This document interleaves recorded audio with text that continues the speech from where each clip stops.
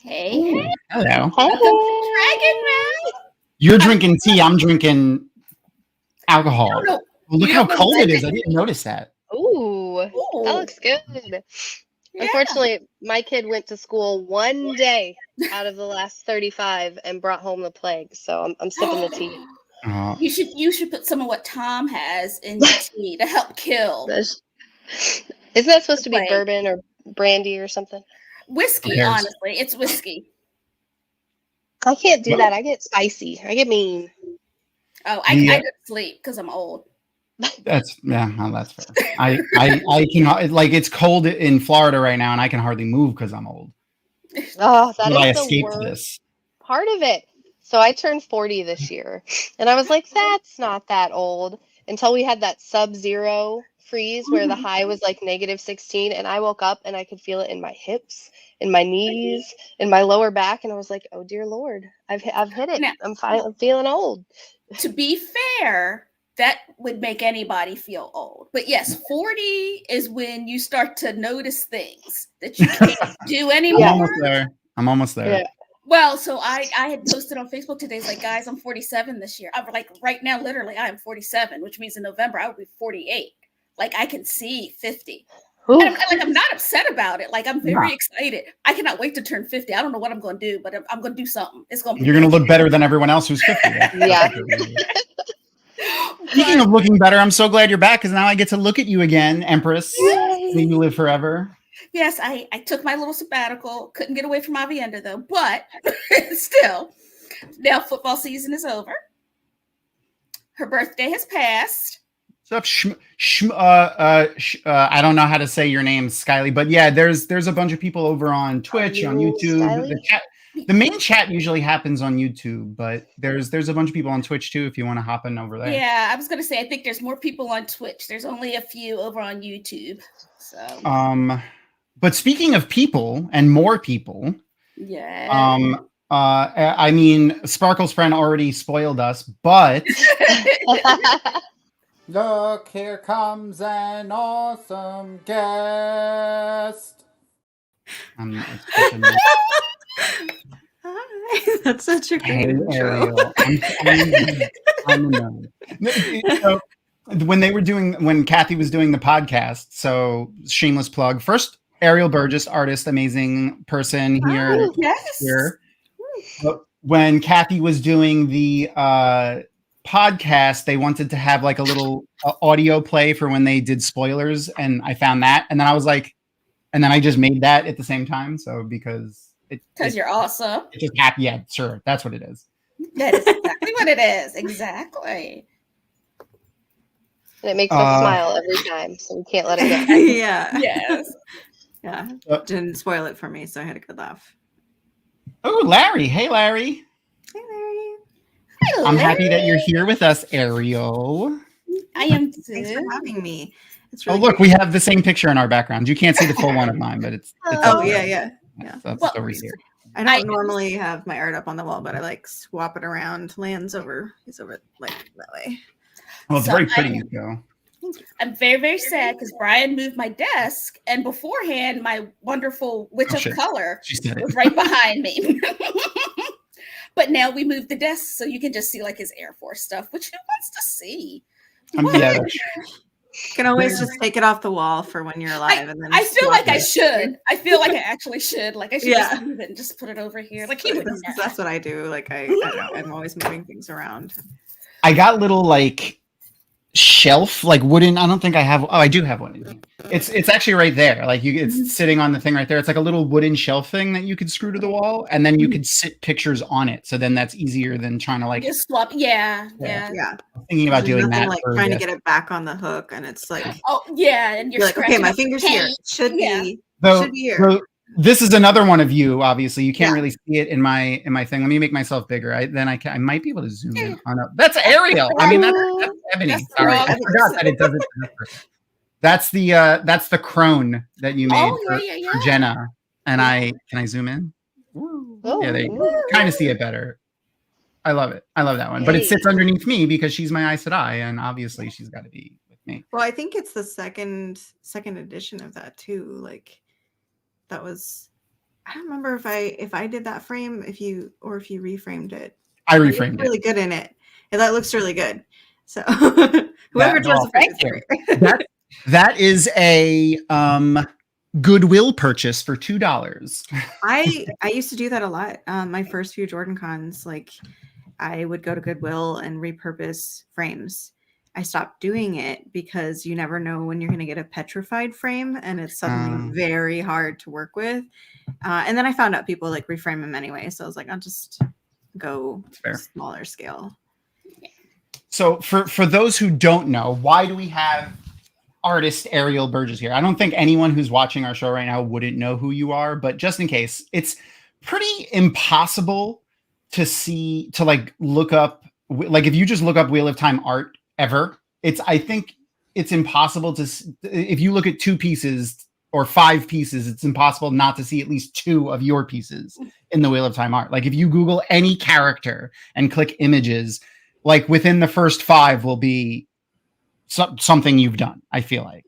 Which is pretty cool, but also embarrassing sometimes because I'll like look it up and I'm like, oh God, you were 22. Be kind to yourself. Like, you know, because I can see like stuff that I would change or fix or, you know, but because you're an artist, you don't see that. We're all still really impressed by the stuff you did when you were 22. Yeah. The best I can do is like stick figures. So yeah, the best I can do is pay Ariel. Yeah, I've done that. I did that once, or I've done it a couple of times. Well, actually, you gifted me that portrait, but then I use it in official places, and I always make sure I pay for my friend's stuff. I never understood that when people ask like, oh, my friend is a plumber, I'm going to ask him to do plumbing work for free, or my friend's an artist, I'm going to ask him to paint it. Like, who does that shit? I don't know. You got to support your friend. I think one of the times where I first got to, like, I didn't know Ariel, but like I had seen her online and she had commissions open and she did a portrait of my Avienda as a not a baby, a toddler, but an Aiel garb. Yeah, she was like 3, but it's an Aiel garb. So it's a little baby Avienda. And I remember you posted on your website and then people kept going, she has red hair. And you had to keep telling them this is an actual person. This is the real Avienda. Like speaking of your website, I'm going to put it in our chats right now. So if anyone wants to check it out. Yeah. But I think I took it down. I think you did too. Yeah. Like but Avi thinks it's awesome. I'm so glad. And I would definitely love to do a new one of her. I was just thinking that now that she's 12, she can take over the world. Look more serious. Not be playing with a doll. I think she's playing with a buckle and spears. Like and there's an Ariel doll laying to the side with the Ariel Avienda doll with the hair and a wise woman garb laying to the side. Because I gotta put Easter eggs, you know. When Ebony's Avienda becomes president, and you could do the presidential portrait. Yeah, that'd be fun. So y'all are joking. I'm not. I'm not joking. I'm absolutely calling Ariel. I hope she does. I wasn't joking. I learned at a very early age with her is just anything she says she's going to do, just prepare. Just prepare. Sparkling was saying I can do re-releases. I would love to. I would love to do them. Especially with the card art stuff, though, it took me. I did all of it myself, including the box design. And it was, they were like, "Can you design a box?" I was like, "Yeah." Never done it before. I had to go learn it like on the fly. Well, speaking of your art, while we're talking about it, let me put some of it up on the screen. Yeah, but it took like a year and a half, and that was paid at the end. So that's there we go. It'd have to be something like for work for hire to do it. But every once in a while I do them. This is a more updated Castaway that I did before my license ran out. That was my kind of like, I want to redo this stuff. I get it. And I love how kind of like you play with the colors in the background here. Like it almost could be like maybe she's walking through a gateway or that was my thought. Yeah. It was kind of like a gateway, even though I pictured them very clean edged. It was just kind of like what is like closing or I love it. I don't know. Yeah. I love her dress too. Her dress looks awesome. Thank you. So cool. The hands look amazing too. Is it? I don't know if I'm making this up or not. I remember because I'm not like too into the art world, but I know hands are a thing that people look at for AI art, right? Yeah, because AI can't get hands right or something like that. It can now-ish, but yeah, it's not great about it. That's fair. And I love her. I forgot what it's called. Noman Garden will tell us. So Noman Garden in our chat is our encyclopedic knowledge of the Wheel of Time. He always catches me when I'm wrong about things, which is often, and knows the names of things. But I forgot the name of her terangrial hair. Maybe you know. I don't know. I did. It has a name. I just don't know what it was. P. It starts with P. Yep. It's something. The Paralysis Net. Yeah. Paralysis Net. Larry. Oh, there we go. No, Noman Garden beat you to it, Larry. But you guys both got it. Yeah. It looks great. It's not exactly how I imagined it, but I like it. Like I like the way this looks. You know, I had at the time all I had for reference was the only depictions of her were in the comic book. Oh, that's fair. So I had looked at the way that they did it then, but I actually had it like a fan in the back of her head originally, and then Harriet wanted it. She corrected me and said that it was more of like like above her head, like kind of like a floating crown. And see, in my mind, it was like a bun cover for the like it was an actual like net that kind of she had her hair in her bun, and that's how I envisioned it. But that's why I'm not an artist or an author. So, and I think that's honestly a better idea because, like, if you're moving a lot and having those little things like ding ding ding, and so I will. I am going to say something that may not come across great, but it is what it is. That was designed by someone who was not a little black girl who wore beads in their hair when it was braided in the summer. Because anybody who ever wore a little black girl that had their hair braided and beaded, and then went to play, knocked themselves all in the head because you can't turn too fast because you get smacked in the face with the beads. One of my best friends growing up, his sister used to wear beads in her hair all the time, and she whipped people with her hair. It was his little sister, so she would run around, and then we would yell Shaquina, like, stop doing that shit, and then she would do it harder because she didn't cut her hair until she was like 16. It was down to like her thighs when she cut it, but it was braided all the way. It was very beautiful, but she used to whip people hard as hell with that shit. And I'm gonna guess it was braided all summer because that is the like uniform for little black girls in the summer. You get your hair braided. Your mom doesn't have to worry about it a whole bunch. That, or you braid it down over the weekend and it's braided all week for school. I got worried for a sec because Arosa said to feel better and I checked. But Noman Garden is just old age catching up with us. Yeah, we're just old. So I'm glad. I'm not glad that you're hurting Noman Garden, but I'm glad it's not something. Yeah, I feel you with the knee thing. Yeah. Yeah. It's just life, and it's better than the alternative, right? Oh, look! Who's that guy? What's this picture? I've never seen this before. It's shamelessly up on my website because I love it, and it's fantastic. So now I've had two amazing artists do pictures of me, completely unrequested. You must be quite a good the character. Tom. You're very inspiring. Yeah. But yeah, no, that's amazing, and thank you again because I love it. Yeah. But let's look at other amazing art. Oh my God, I love it so much. I do too. I have this. I have a print of this. So yeah, I swore I love Leslie, but I'm never ever gonna draw something a dress that she designed ever again. Because those roses were so time consuming.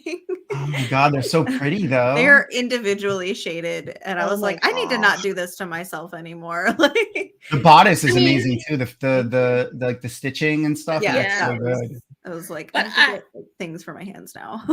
I love the steampunk witch. Like this is yes. This is cool. Thank you. Yeah, it's I love doing pinup. Doing the Wheel of Time art for so long was amazing, but I miss doing like the sexy cheeky stuff, and I there's a lot of those. There's a lot of those. But these are more recent, and they've been really, really fun to do. They're just I don't know. They're just this one. You feel pretty. Favorites. Thank you. I love coloring this. Yes, I saw that you had colorized. So pretty. And I redid the whole bottom. All the grass is repainted. Would it be wrong for me to buy the color version? No. No, you could have. How am I going to explain this to Brian that I bought two of Don't. the same picture? He doesn't have It's to not know. the He same doesn't have picture to. because the entire background. That's right. like, It's colored. the whole Yes. bottom is repainted. That's entirely new grass. Yeah. There's No, but new fireflies. it is just so pretty. And if everyone's saying they love your stuff, if you could show how much you love it if you go over to her Patreon and you could sign up to be a Patreon supporter. Are there? I know some people like do stuff for Patreon tiers and stuff. Like, do you have that as well? Like, do you? Yeah. I do wallpapers every month. Usually of like a new painting that I'm doing, but also do like wheel time stuff. I showcase like HD. Like high quality stuff of older art that I've done. I do walkthroughs of like how I made something. You can see like sketch to final piece. I'll do videos. I've started doing a lot more of those where you can see like a speed time lapse of it. And that's cool. I'm starting to try and learn how to do where I can talk over it. And this one I started on a live stream for JordanCon 2020. I was gonna say I remember. Beautiful. I remember this getting started. This makes me think cyberpunk. Yeah, and that was my. I never do sci-fi. I should do some sci-fi. Yeah, it makes me think of Blade Runner. Yeah, 100%. It's Blade Runner vibe, definitely. Yeah, that's the vibe I wanted to give. I just read this scene. Read this scene in because I'm re-listening to Memory of Light right now. This is one of my favorite paintings that I did for the Wheel of Time. We won't say exactly who these people are or what's going on to keep it spoilerishly free, but this is a scene from A Memory of Light. Yes. Also, that thing he's holding, that is what it should have looked like. I'm just. You mean? Yeah. You mean you don't like? Hold on, I got it. I got it ready to go because I always want to talk shit about it. You know, you don't like this one? What is this? The canteen. What is this? I don't know. What is that? What are those? That's always what I. It's supposed to look like a horn. Like it's supposed to look like a horn. It's all right. Listen. You can. It's supposed to look like whatever you want it to look like, but it should at least look like a musical instrument. It's supposed to be. It should look like if you blow into it, sound will come out the other end. That's all I'm saying. It looks like if you turned it on its side, iced tea would come out of it, and probably not. Just I'm gonna drink some cranberry juice for that. But there you go. So this is actually an update I did of the Land Fear card, and I did this so gorgeous for fun this last year, just to like spruce her up. Because the Dusty Wheel was doing some reveal art for when she got cast, and I just love Lanfear. I love her so much, and I'm really mad that she doesn't wear white in the show, like ever as much. Yeah, well, there's I don't know if it's still a theory because I haven't been here for a while, but we pretty much think they're merging her and another Forsaken. Yeah. Like when she's in the world of dreams, she has like a slightly different persona or embodies a little bit more of a different Forsaken than when she's in the world she does. But so just to remind everybody again, yes, book spoilers 1 through 3, but full TV show spoilers. So at the end of season 2 in episode 8, she does come out in that lovely white dress. Yes. So at least I'm glad they did that. Yeah. Mm-hmm. Especially when she's full on, like, murdering the crap out of everybody. The inspiration for this one, though, was for the Xena fans in here, Callisto.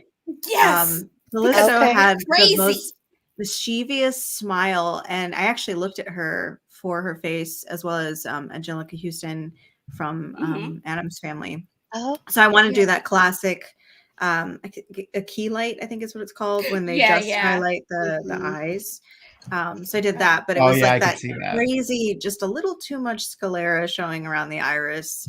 I love it. And see, none of us would have noticed that. No, but it gives the feeling. I still don't notice it. Like she isn't quite. You might not want to trust her. No. I also like that you included purple in here, and that's just shamelessly because I love the color purple. I don't know why. Purple's my favorite. It's my favorite too. It's also a great movie. It is. Yeah. I remember when you revealed this, Ariel, and I was like, I don't think there's anything Ariel can't do. Like this is amazing. That's a good point. So that's a good Sparkle Spread made a point. That's a good point. It might be hard to keep her clean when filming because that's a good point. I don't care. It's fair. It's fair. That's entirely fair. That's entirely fair. I mean, there's a time and place for logic. Ooh, see now I'm hoping they don't like give her hair or they can't. No, I really hope they stick with the accuracy with Tuon. It's funny because I just posted this on Patreon. You can see like the very first drawing I ever did of her. She was one of the first cards I did for the series before I even signed the contract. And I was doing that like as a fan for fun. Yeah. And then I like started working with them and ended up redrawing it. I don't like Tuon as a character. She's one of my least favorite characters. Me too. But I love this painting and I would love to redo it. But it actually doesn't really need much. Like I love the dress. It was I look at it, I'm like, how did I do that? I think she looks great. The personality was like all what I wanted to focus on. Yeah, I think you got it. I think you got it. I think you got it. And I say that I totally agree with you about her being one of my least favorite characters. It's like she's well written.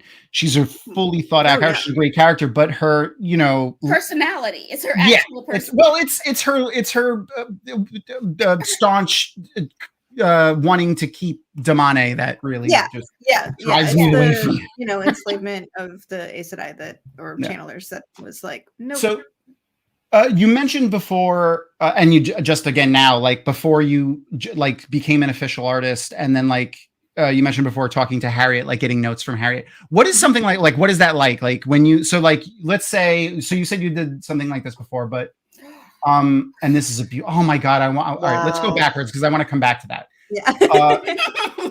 Doing a picture like this for you do it, and then how does it work? Like you send it to Harriet, and I'm assuming Maria and the rest of Team Jordan look at it, and you get notes back like, oh, I want her like her dress should be like this, or like how does that work? Yeah, so essentially that I had basically 7 art directors because I had all of Tavern Teas and all of Bandersnatch. So what I would do is I would do up a sketch and then possibly like get some line work going and send it over to them, and they would have some notes, and then I would get it part way and then bring it back again, and they would have some notes. I might argue with Jeff a little bit, and then we'd come back and come to a conclusion. Like she actually had a different style of hair and a different barrette in her hair, and I actually think I had a tiara of moons. Okay. And we wanted to change it to be something a little more delicate and dangly within her hair. So I redesigned it into that. But yeah, Harriet would come back with notes, and she basically had the final say, but I would get notes from Tavern Teas individually, and then Maria and Alan were more like the fact checkers.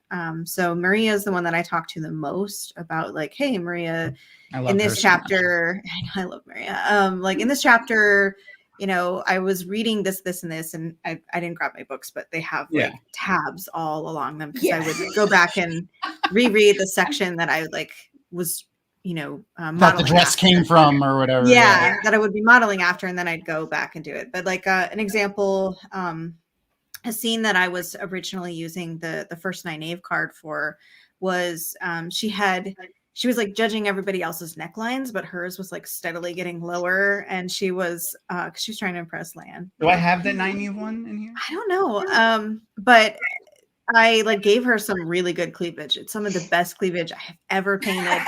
And Harriet was like, cover it up. And I was like, cover it up. And she was like, Nynaeve wouldn't show that much. And I was like, but she should. She would. Maybe if she's the card have a panel over it. But I have a version without the panel. And so like, just in case one day. I've shared that one on my Patreon as well. That's fair. Let's see. I have the. What did I do? I did something wrong. My pictures were gone. Oh, there they are. Sorry. I minimized the wrong screen. There we go. All right. So and then and be completely honest, I love Rosamund as Moiraine. Obviously the height is different than the books but her face is amazing. She's beautiful, but she also just like the way she does her scenes and delivers her lines. I see her in Maureen now when I read it, but this is a fantastic Thank picture. you. Like, oh my, that's why I was like, I have to come back and talk about this weekend. Yeah. When she was cast, I did this. I did a different one, and then I ended up doing this one, and it made me excited about it. I have some things that I'm not crazy about. Like I feel like her hair should be much more curly in the show. The height thing is a big deal to somebody who's 5 foot. Specifically, that's fair. Yeah, to have representation of like short girls can be powerful too, and serious, and not just like you're only strong if you're tall, and that's really propagated throughout Hollywood.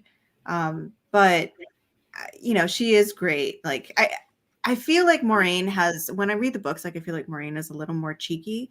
Like there are times where she's kind of kidding and the kids don't get it, but she's very like she's a little sarcastic because like Lan will get it. Yeah. You know, I think she's a little too serious. But you know, she's a wonderful actress and she is very beautiful, and she kind of does that with when she's alone with the and a little bit with Lan, like when they were in like the pool. And those are the times I'm like, there she is. Yeah. Oh my God. Oh, that's gorgeous. So good. And look at his hands. You even like his fingernails are dirty. Like that's so cool. Thank you. Yeah. This was like from the still, but it was really fun to paint. And again, I wasn't official anymore, so it's just like for fun because I for funsies. I was so inspired by that scene. It was just beautiful. And I didn't mind one bit that he played guitar instead of the flute. Yeah, me either. Honestly, like it'll be great to see if at least he plays multiple instruments. Like it doesn't have to be even any instruments that he played in the book, but like showing that he's like multifaceted and has like so much talent that like he plays all these different instruments would be great. The idea of him not playing a harp, I feel like, is just because it's so weird. Like, you know, it's not like I don't know. I feel like it's dated. Yeah, it's also weird to say, like, it's just not something you see often, even in media. Like, I know, like, if it was in a time of this era that doesn't really exist, but like, you know, this setting, maybe you would see a harp more often. Yeah. So, but I think him playing guitar is really cool, and I love Alexander Willem. Like, he looks so great. He's such a great Tom. Like, I'm sad that he was doing. What was it, 1918 or something like that? I think so. 2? Yeah, but I'm sad that got canceled because it was a good show. But then you know, now we get more of him. So right. Yeah. He is such a perfect Tom. And his voice is beautiful. 1899. See, Noman Garden on the fucking ball. I would love to see him. I would actually love to see him play the harp, just because I feel I can picture him as the chord bard. Like I could picture him. Yeah. You know, playing. I hope they show that. This is something that we've talked about. Was like, you know, oh, he's not wearing his patchwork cloak, and he's like, but like he talks specifically about a lot in the books how he would change his persona to fit his setting. So like in this scene, this is the scene when they're in Green Springs. So it's like a crappy little miner's bar. Like it's not. He shouldn't be in his big flourishy gleaming self. He's more of like a, you know, hole in the wall, grungy men's, you know, dark mood type of bar. And that's what he looks like. He's still got the patchwork in the linings, probably a reversible coat, but I feel like he's playing to the crowd in this scene. But I totally agree with you. I hope we get that scene of maybe a flashback in like Morgaze's court where he's in his full bard regalia in the court with the harp. Like that would be great. Gaudy. Yeah. You're right, Larry, that this piece really does, like, if they were going to release it as a single, I feel like this should be the album cover for the Man Who Can't Forget. The guitar was the hardest part, like specifically the head of the guitar, the neck, just making the foreshortening, making it look like it was not just like oddly big. Oh, and you made the string like he's plucking it. It looks so cool. Wow. I think about that kind of stuff. And that's what makes you a good artist. How much research goes into like the anatomy of a guitar when you do something like this? I mean, I own 3, so well, I there you don't go. like that. I don't have to like do as much research into, but like, Well, there you go. A think sword. about- How many swords do you own?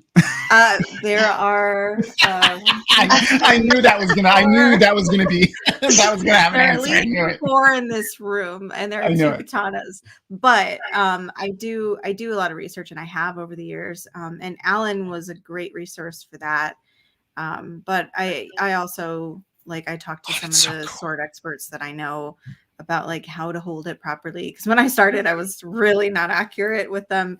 But fair. I try to really make sure that they are very accurate. And that the name of the sword just popped right into my head. Calendor. Yeah, Calendor is like based specifically like on a katana blade. Okay. But the hilt is slightly different. It was a little and this bit actually more kind of looks like I don't have it up here. No, I don't have it up here. It looks kind of like I forgot the company that did it, but the company that made the Herrenmark blade, like whatever it was, 20 fucking years ago.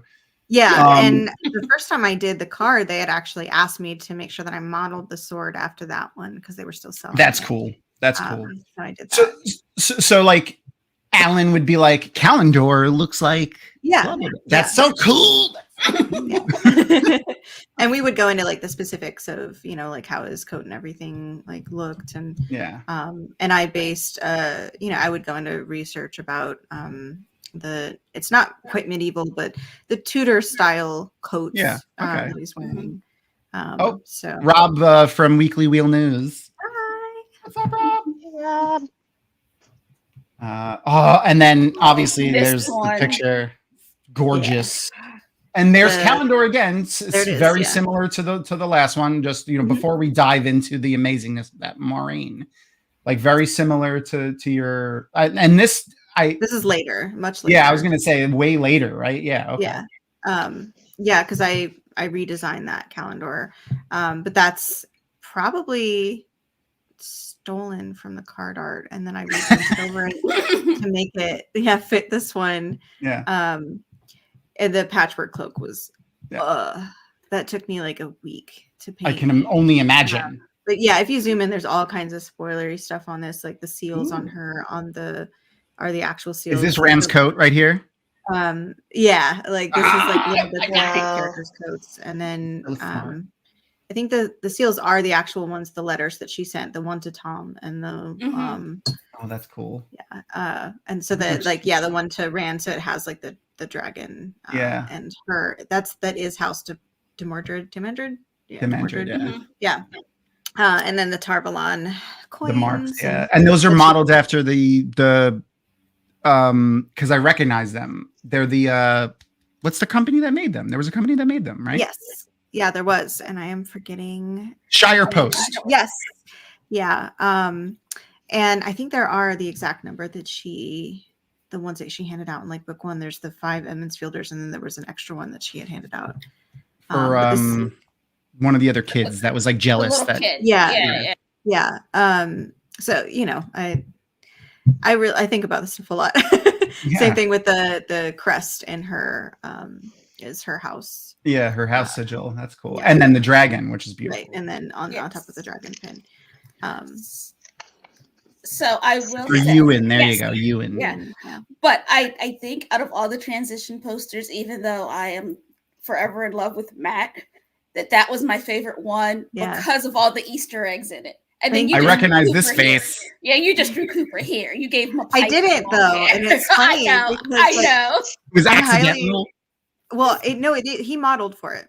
Oh, okay. He modeled for it, and like that, he had a pipe that he modeled with, and we had like a flashlight that I lit his face with, but it is it actually I looked at a couple of different actors including Henry Cavill. It's just that Cooper also looks like those actors. He does. It's because he's gorgeous and I'm not afraid of him. He is Prince Eric from The Little Mermaid, and it is the best thing ever. Speaking of transition pieces, this one's one of my favorites because of the Easter eggs in it, but lots of Easter eggs. I love Egwene. She is my favorite. and it was really difficult but really fun to do the breaking atom and the crystals, the doll, and the doll from her Aiel days, yeah. and the Twisted Terrain Girl was really tough. That was one that I went with and talked with Maria a bit about, because it kind of looks like a Mobius. Yeah. Yeah, and that's what it's supposed to be. Yeah, okay. It's twisted, because I have one that they were selling from Badali Jewelry, and it is kind of twisted like that, but the one that's described is like thicker. And is that what you're wearing right now? Yeah, it is what I'm wearing right now. But like, awesome. It's thicker. It's supposed to be thicker, and like this red and blue twirling within it with these like specks. It's so beautiful. Thank you. And then this is how I pictured Lan as an older man, grizzled. Don't get me wrong. I love Daniel Henney. Yeah. But I always pictured him as like an older looking man. Yeah, I think Daniel Henney's too pretty. Like he's really pretty. Yeah. Well, Hollywood, you got to have a hot dude, right? Yeah. I mean, not that Yosha and Marcus and all, but like, he's a man. Like he's more of like a man. Well, and Lan, I thought Lan was really hot in the books. Like Lan is sexy, but he's like, he is medieval Batman. Like he is. That's a great. Like he's scary, sexy. And I had a mix of Mark Strong and Mads Mikkelsen that I looked at for him. That's cool. So, and the sword again was really hard. Getting the foreshortening, because it's not a katana, is a slightly curved blade. But there's lots of Easter eggs. You got it. Thank you. There are lots of Easter eggs for the end of the books in his hands, but it is really cool seeing the Seven Towers. Like, thank you. And he has like on his belt, he has one of Maureen's coins, wrapped in a blue ribbon, and the other is Nynaeve's braid. Oh, that's awesome. Oh, yeah. I didn't even see that until you said it. And there's the golden crane, like all like the crane is. Oh, it's so it's like the king, the warder. Yep. That's really cool. Yeah, it's the king side and the warder side, and then I did a lot of research into like samurai armor and leather bound armor. Yeah, so there's lots of the Valkyrie sigils everywhere. I love this. I love these transition pieces. They're so great. Thank you. The warder cloaks were so fun to do. Oh yeah, I didn't even before we dive into that one. Yeah, that's and there's something that I'm missing from the show is the warder cloaks. Yeah. Like I'm hoping they do something with that at some point, but I understand that would be, it would look kind of cheesy maybe on screen, because it would kind of just look like they're wearing a green screen cloak if they do it simply, but I don't know. Right. I was going to say it's probably more of a budget thing, and where they want to spend the money, like, because I feel like to do it well, it might take a big chunk of their budget. I don't know. Yeah. So I love it. I mean, I had looked into like reflective materials that might have worked, because it's essentially camo, but it just like actually pulls what's around it. Active camo. Mm-hmm. Yeah. Yes. And then Lanfear. Selene. Right? Yeah. This is like a Selene Lanfear. So my original idea with this one, as well as the Moradin portrait, was to do like the oil paintings that like lords and ladies would have done, and have like these were their official portraits once they like had their new names. Ooh. And so I wanted like their royal portraits when they chose their new names. Yeah. So I wanted them to be like kind of stiff, like those portraits are. Yeah. And that was all the pictures that we had. I mean, like, I have more. Of course, I know you have more, and that's exactly what I was gonna say again. Is make sure to go and check out your website. And are you? I don't know if are commissions open. Is that a thing that you're doing right now? They're not open right now, because my workload's pretty heavy. But I am taking some. I don't do Wheel of Time themed commissions That's anymore. Fair. I mean, it's safe to do it that way. You don't need the hammer coming after you. Well, yeah. If I'm gonna make money on Wheel of Time stuff, I'd like to sell what I made before. But also, I think it's just good to have like a bit of a break. I did it for 8 years, and I still love the Wheel of Time. Watching the show is making me like, I want to get back to it. But yeah, right now, I'm actually about to do something with Jason Denzel for. We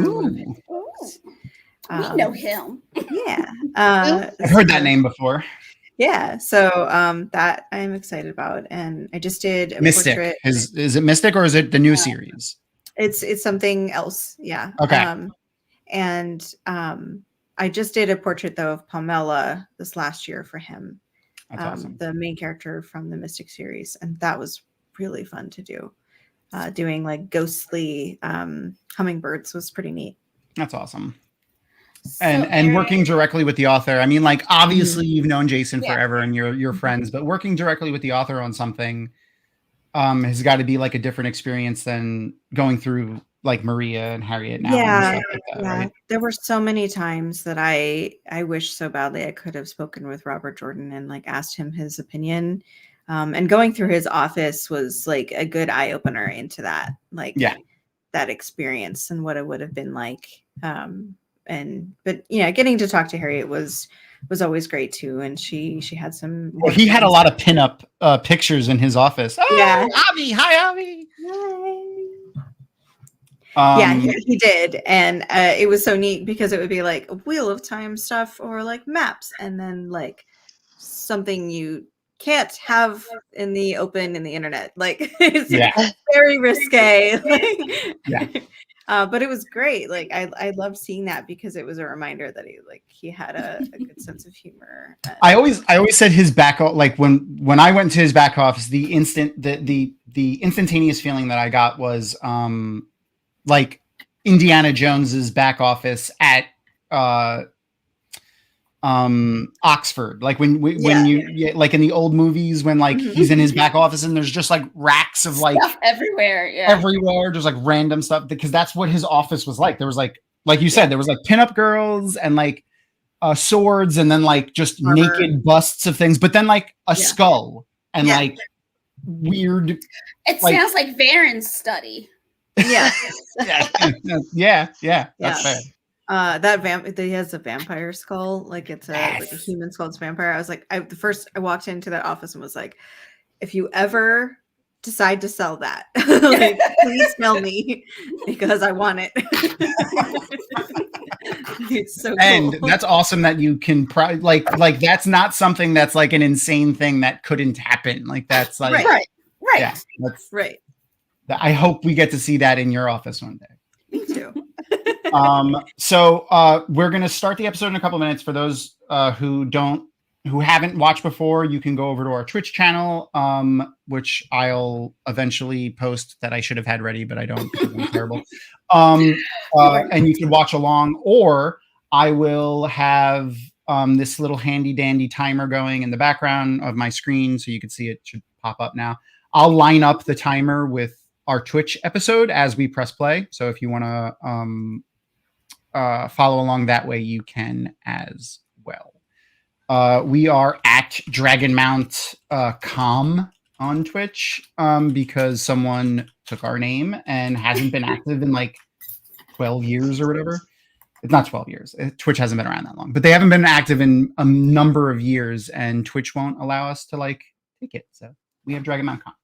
Anyway, so this episode is Eyes Without Pity. There's I would say a light trigger warning on this episode, because there's a lot of like, maybe not so light actually, because there's a lot of like forced stuff with the demone and like, torture scenes. So just take that with what you will for how you feel watching this episode. But yeah, if you had trouble watching it the first time, then just remember. I understand. And you can just listen to our commentary and not watch the episode. Right. So, you could just listen to us talk, because it is a lot. It is a lot.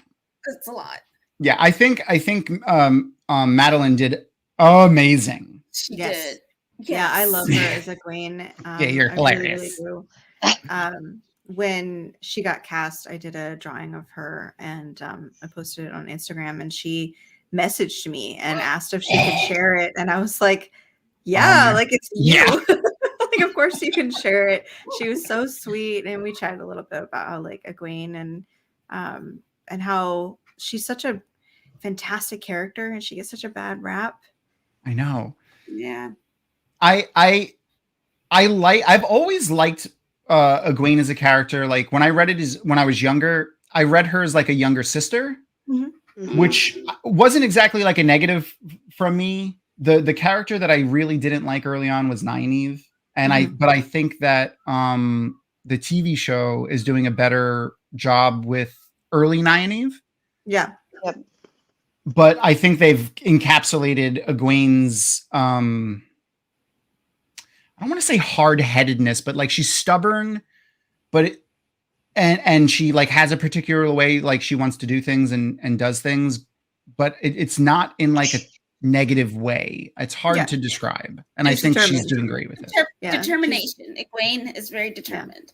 Yeah, determined, and she's focused. a paladin. Like she doesn't like injustice, and she is not for it. And you know, she will turn somebody into dust for that.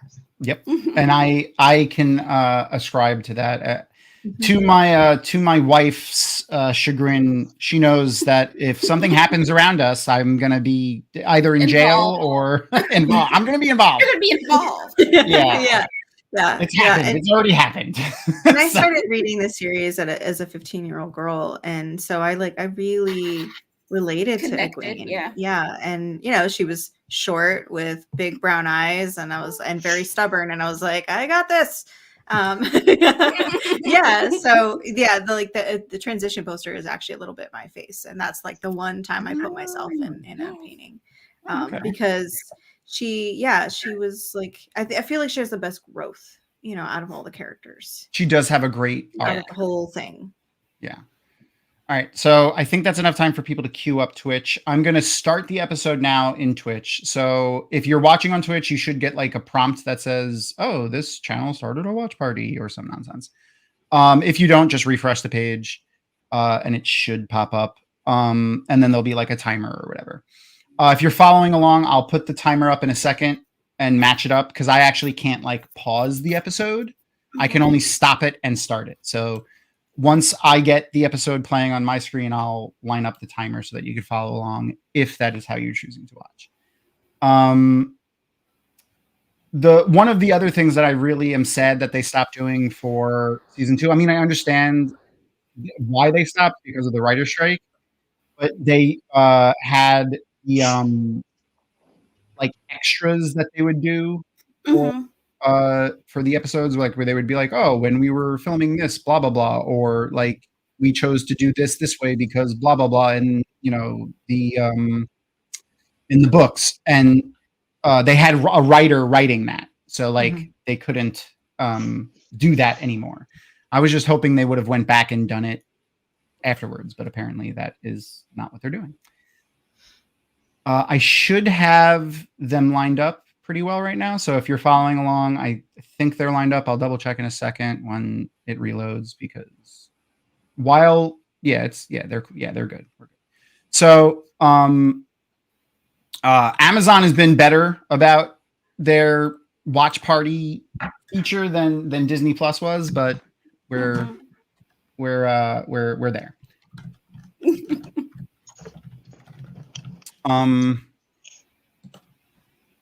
I will make sure my sound is muted because I don't want to get copywritten on YouTube. Yeah. Okay. So for everyone that's watching, make sure a good thing to do is to put on the subtitles because sometimes they put interesting stuff in the subtitles, like character names. Characters. Yeah. Yeah. And locations. Yeah. And especially in the what's it called? The when you pause it. But like if you pause it, it'll tell you where they are. Yep. Yeah. Yeah. There's the audio description. There's a one for the hearing impaired where they describe the audio, and in some of that, there's like they name things that aren't named directly in the show, and it's interesting. Yeah. Right. Like they called that room in the cavern in season 1 that Nynaeve is in, the paint pool cavern. Right, which is a scene that got cut from the final show, but yeah. Interesting little things that they leave in there. Tidbits. Those are tidbits. Yeah. I love the costuming. Like, yeah, that's another thing that a lot of people, like, even people that constructively criticize the show that I've seen, like, I've never seen a negative thing about the costuming. Mm-hmm. Like, not whether it fits the character or not, but just how good it looks. Right. Mm-hmm. They've done a great job with that. I know there's a couple of fantasy shows that I've watched in the past that will remain unnamed because I don't want to shame them, but they were on MTV. That the costuming and the hair and the makeup was just always, they were always pristine. They always looked like they just got out of a shower, even when they were riding on a horse. And they've done.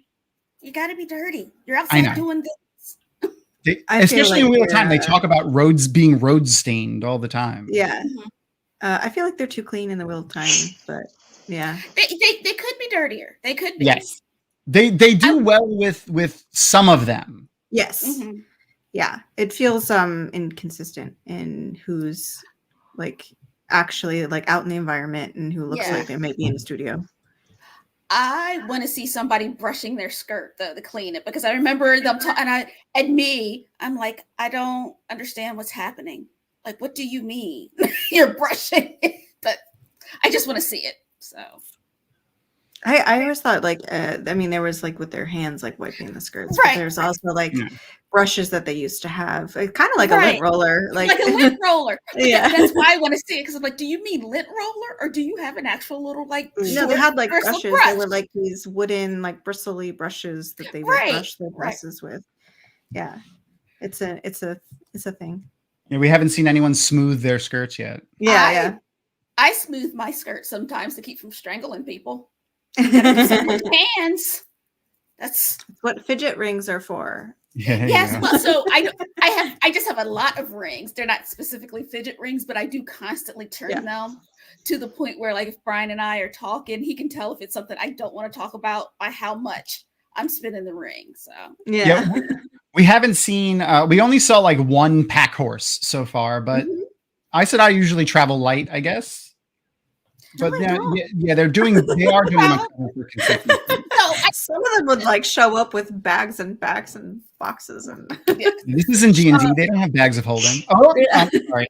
I switched back over to the show and I saw Yosha's nipples and I got excited. I think that they just haven't shown us, like in season 1.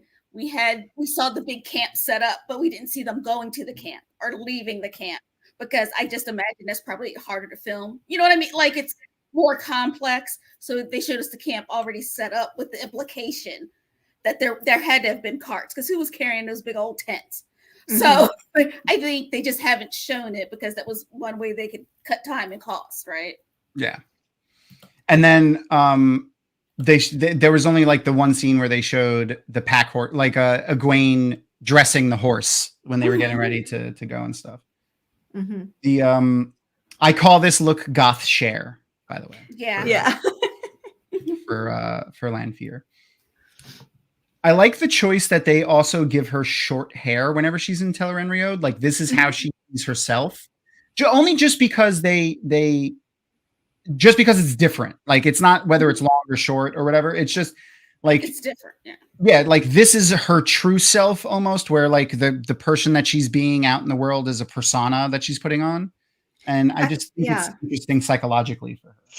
I thought of it as like this is her more like her modern, as in her modern time look with her hair, and then in the world with the waking world, she has the long hair because it's a lot more common in like a medieval era to have longer hair. That's fair. Okay. Yeah, and it is very out of place, like when the Shanshan show up, to have like shaved heads and stuff like that for anybody, really.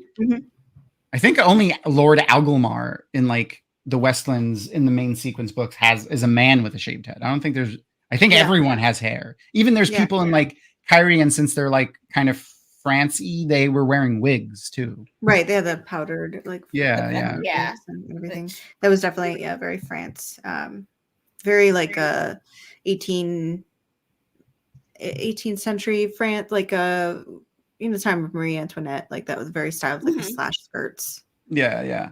What that was I know I've said this a lot, but I'm very excited about it still. So I got to interview Sharon Gillum and Davina Lamont. Sharon is the head costume designer, and Davina is the head makeup, wig, and prosthetic artist. And they worked together a lot on the Kyrian look because they got to mesh traditional Japanese, like feudal Japanese looks with and they used 18th century France as their French as well. So because that's what what the books did. When I was first designing some of Maureen's looks, I ended up talking with Maria about Kyrian and what the look was. I think they did really well in the show, like with that, like specifically there's the scene like a couple episodes ago when they go to the party. And I was just like, I watched that episode, like I watched that scene a bunch, just like scrolling back and looking at the people in the backgrounds, like, you know, the hair, like you would have like a French hairstyle in the front with like a Japanese bun in the back with hair sticks in it. And like, I really enjoyed it.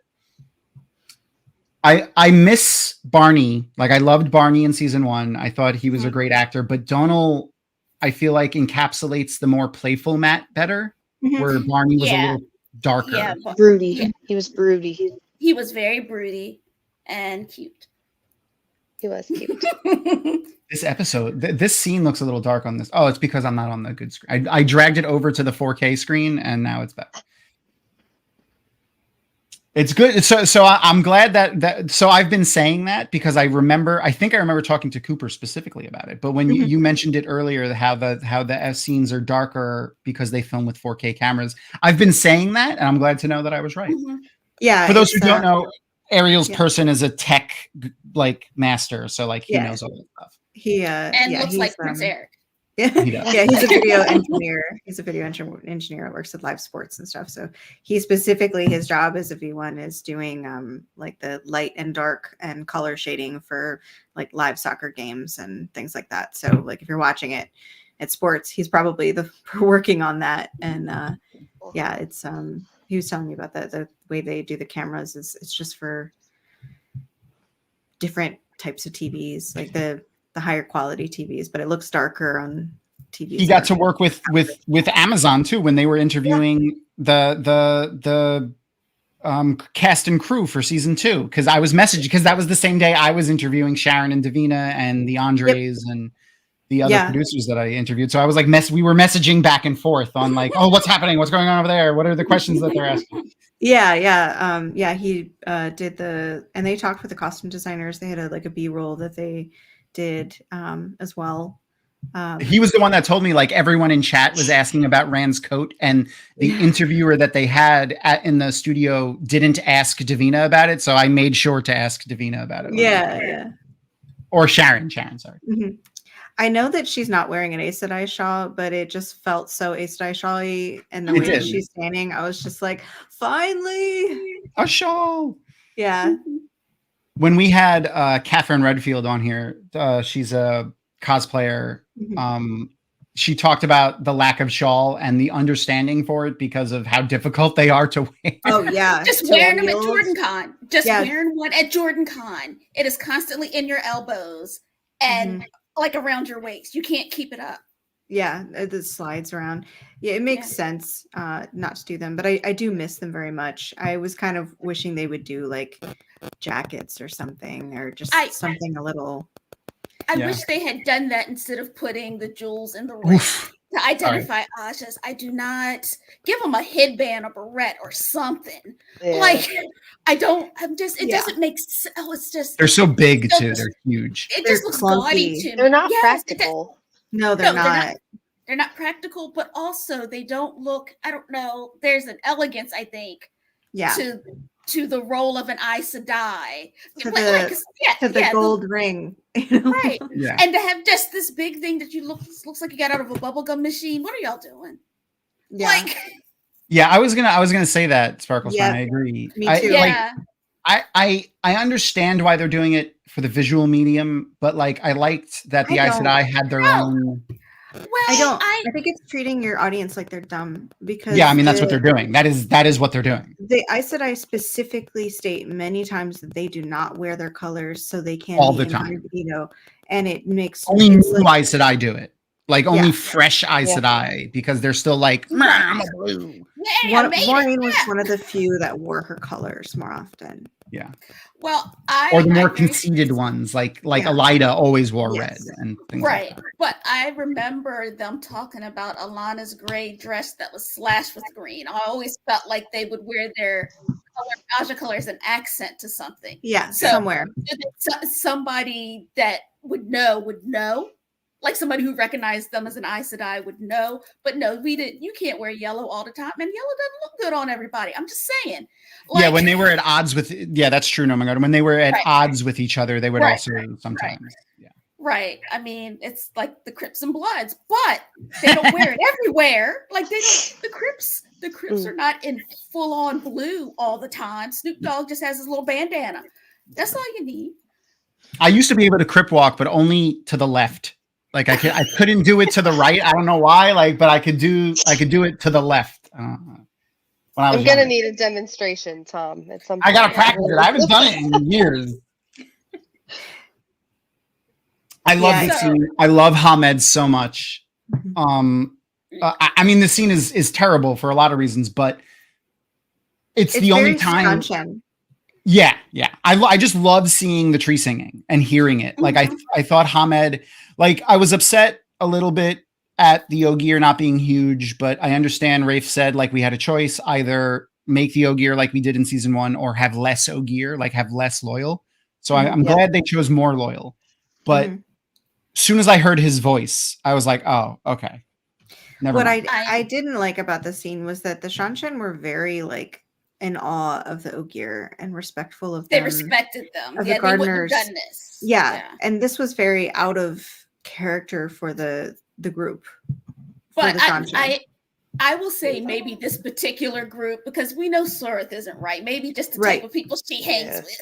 Well, so only because I've been for reasons that we're not prepared to say yet. I've been reading a lot in particular about Ogier and the Shanshan Ogier. Mm-hmm. Well, they're very different. They did hold they didn't have the longing. Yeah, they didn't have the longing.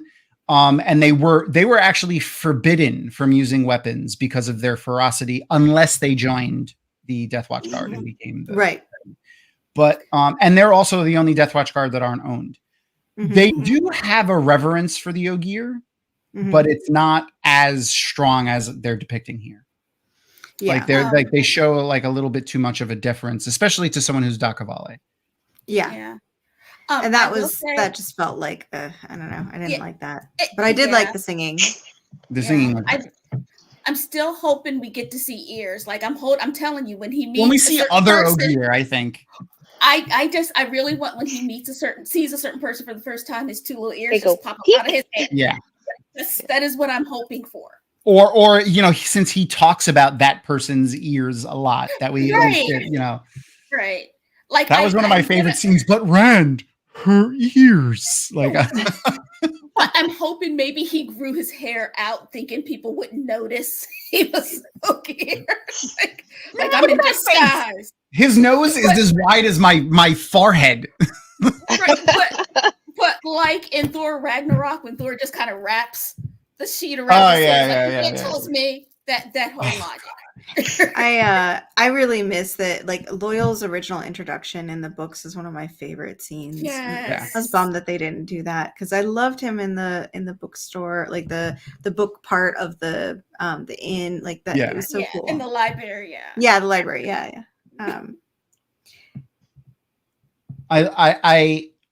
So it's terrible. Don't get me wrong; it's absolutely horrible. But I think they really encapsulate this very well, like the breaking of Egwene, or at least because she doesn't truly break, but like the process that the Shanshan do to the Damane, and everything that they have to go through. I think they did that very, very well. In particular, and we could watch it several times in this episode, when the way Maddie acts these scenes out, especially with her hands. Oh, the like physicality and the when she twists her arms back, I'm like, oh my God, I could feel it in my body, like how horrible this must be. And it's I think they did this absolutely amazingly, because in the books, like, you understand, but I felt it much different, like especially in the scenes with Egwene when she's in the kennels, which is what they call them. But I felt it so much more here in the show. I mean, I guess it's a visual medium, so there's more to it than just reading it. But like, I really, really felt it here, like the real darkness and depravity of how the Shanshan treat the Damane, and it really reinforced my feelings of hate for them. Yes, yeah, I thought this was like spot on, and I kind of like the redesign of the Adam. I didn't understand why they didn't make it silver, but the gold is, it stands out. It could be tarnished. It's not a big deal. I don't think they would let it tarnish. I don't think they would let because and it's also power wrought, so like it wouldn't tarnish. Though, and Ariel, I'm not sure if you've seen this, but every time we talk about how horrible the Shanshan are, I have to play this particular clip. The Shanshan are incredibly dangerous, and we needed people to be fucking terrified of the Shanshan. Just wanted to play that. I think they did a good job. I think they did a good job of making us terrified of them. Yeah. Well, in this scene, in the books, they make them quite terrifying. Just seeing it alone, like just seeing those scenes, if they were shot for shot the same, are terrifying as it is.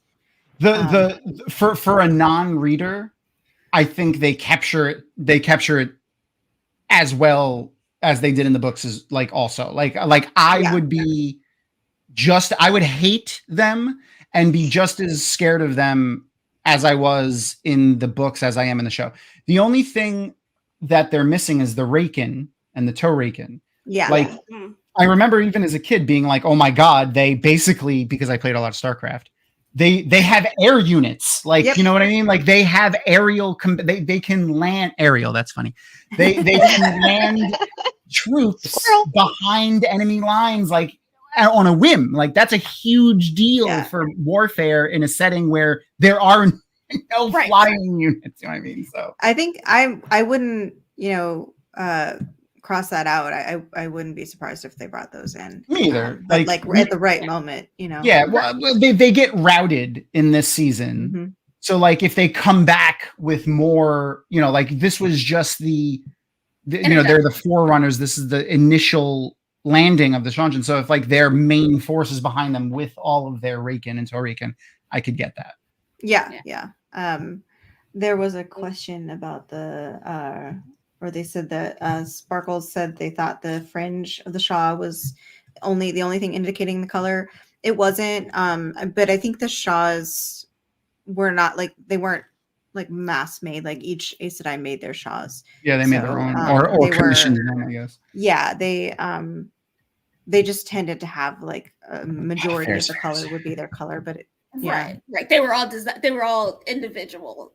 Mm-hmm. Individually designed, but they weren't like solid green. Yeah, it wasn't like it was necessarily solid. They did all have the teardrop though, right? They all had the teardrop, and the fringe absolutely indicated their color. Yes, they all had the teardrop and white. Yes, yep. Mm-hmm.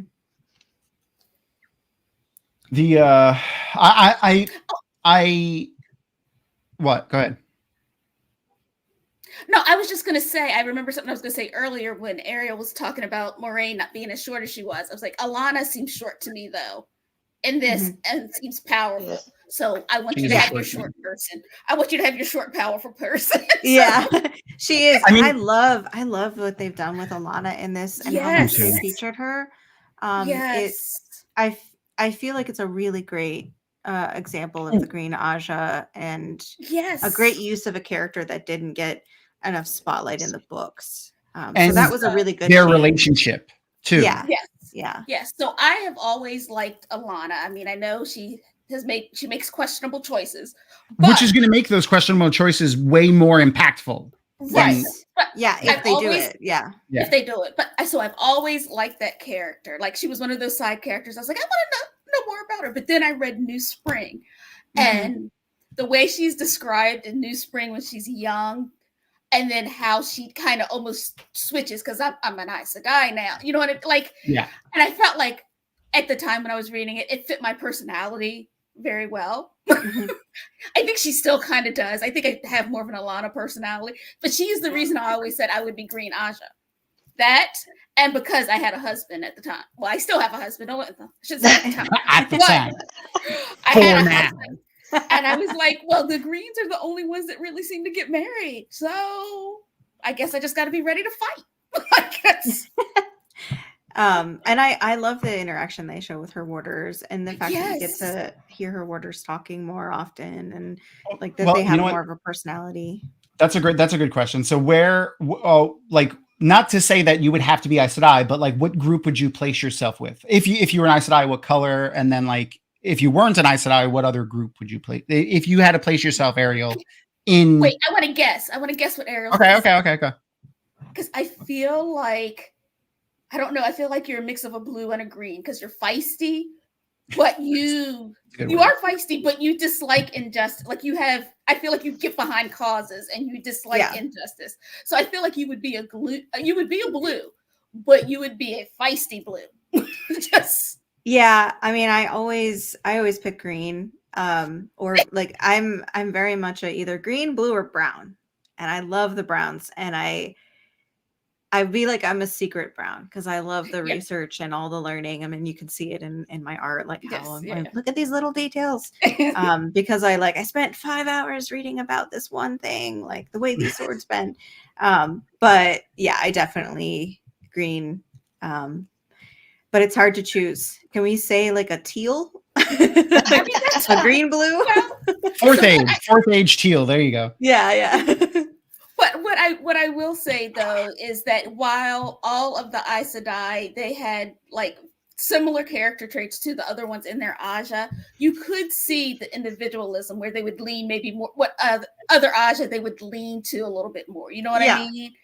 And I liked that. I liked that he didn't just make them all the Greens like to party. All the blues are behind the cause. All the whites are really boring. Like he gave them each their own personality, but this is their strongest character. They're all shades of those colors, if you will. Yeah. Right. And I think I also lean a little towards gray. I really like the mediators, and they don't get enough. The grays and the whites are like barely in this show. Yeah. Well, I think we need more conflict before they are brought in. We need there's more characters we need to meet for us to even need those Ajas. But I think I lean more towards the gray, but I think it is just because I don't know if it's because I don't like the noise of argument or I just like the things to be settled, but I will always try to be like, how can we get this settled so we can move past? I'm that too. I do that too. I was always a family mediator, so I'm still the family therapist. So well, speaking of grays though, and I mentioned her earlier, Redfield, the cosplayer. She cosplays as a gray Aes Sedai. This is her book version of her gray Aes Sedai and her TV version of her gray Aes Sedai. I remembered that I had that image on there, so I wanted to throw it. Yeah, I like it. It's nice to see all this stuff that I had to like do a lot of research and come up with now to like see so much more like canon. From the show and from the cosplay, and it's really cool to see what people come up with. I do like his business casual like yes yeah. I felt like that I don't know, I wasn't as crazy about his costume design. Like it's what was something Ishii was wearing? I think when we first meet the Shan Chan, and I'm like, what is happening? Yeah, the weird. Well, it looks exactly like the Sul'dam's armor. Right. And then part of it at least. But also his boots. I didn't like Ishii's boots because I was like, I don't know where you got these clothes. Like, did you have a stasis box? Is this what we were wearing before? Like, because Lanfear is always gorgeous. I think they're doing a good job with Tel'aren'riod, though. Yes. They still need. Oh, sorry. They still need to explore it more, but and they've mentioned dream shards, which is not something that they dove into too much in the early books. But they do get into later on. And I like the way they show the changing of things. I'm trying to think of the spoiler level, but I know, and we'll save this for the end of the show. I'll save a more in-depth mention of this for the end of the show, but we know that they're going to be exploring book 4 a little bit in season 3. So I'm hoping we get to see more of Tel'aran'rhiod because of that in season 3. And like, different aspects of it. Yeah. Well, 4 is what like sold me on the books. Like that's my favorite book of the series is book 4. And this is an interesting, so depending on how they're using this scene in particular, depending on how they're using Tel'aran'rhiod here, it could be like canonical to the book. Like now generally people won't just interact with each other in Tel'aran'rhiod or won't just be in Tel'aran'rhiod normally. But if they went into Egwene's dream, if Lanfear pulled her into the world of dreams, if Egwene accidentally dreamed herself into it, like, there's a lot of, it just depends on what they touch on in the future episodes. Yeah. I viewed it as either Lanfear temporarily pulled her into the dream, which we know is impossible in the books, or they went into her dream specifically in that scene. See, I feel like, oh, go ahead, Ariel. I thought it was kind of a nod to a little poke at how Egwene is like such a good dream walker, like that. It was a nod that she's already making herself in it, and that Lanfear was like, we're gonna leave not just because you've seen her and that's all I wanted you to do, and I don't want her to touch you, but also because she shouldn't be here like this right now. And she had this look on her face like, oh, that she's a little exacerbated.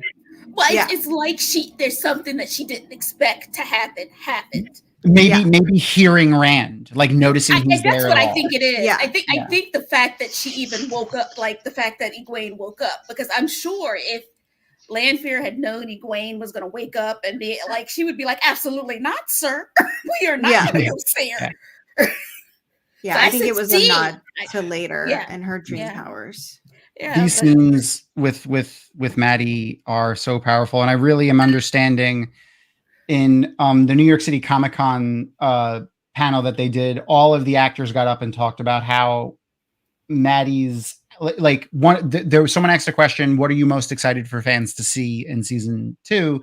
And every actor was like, Maddie's performance. Like, we can't talk about why, but Maddie's performance is amazing. And like, it is. I agree. Even just see the tiniest little lip tremors that she's doing. Like, it's it's phenomenal. Mm-hmm.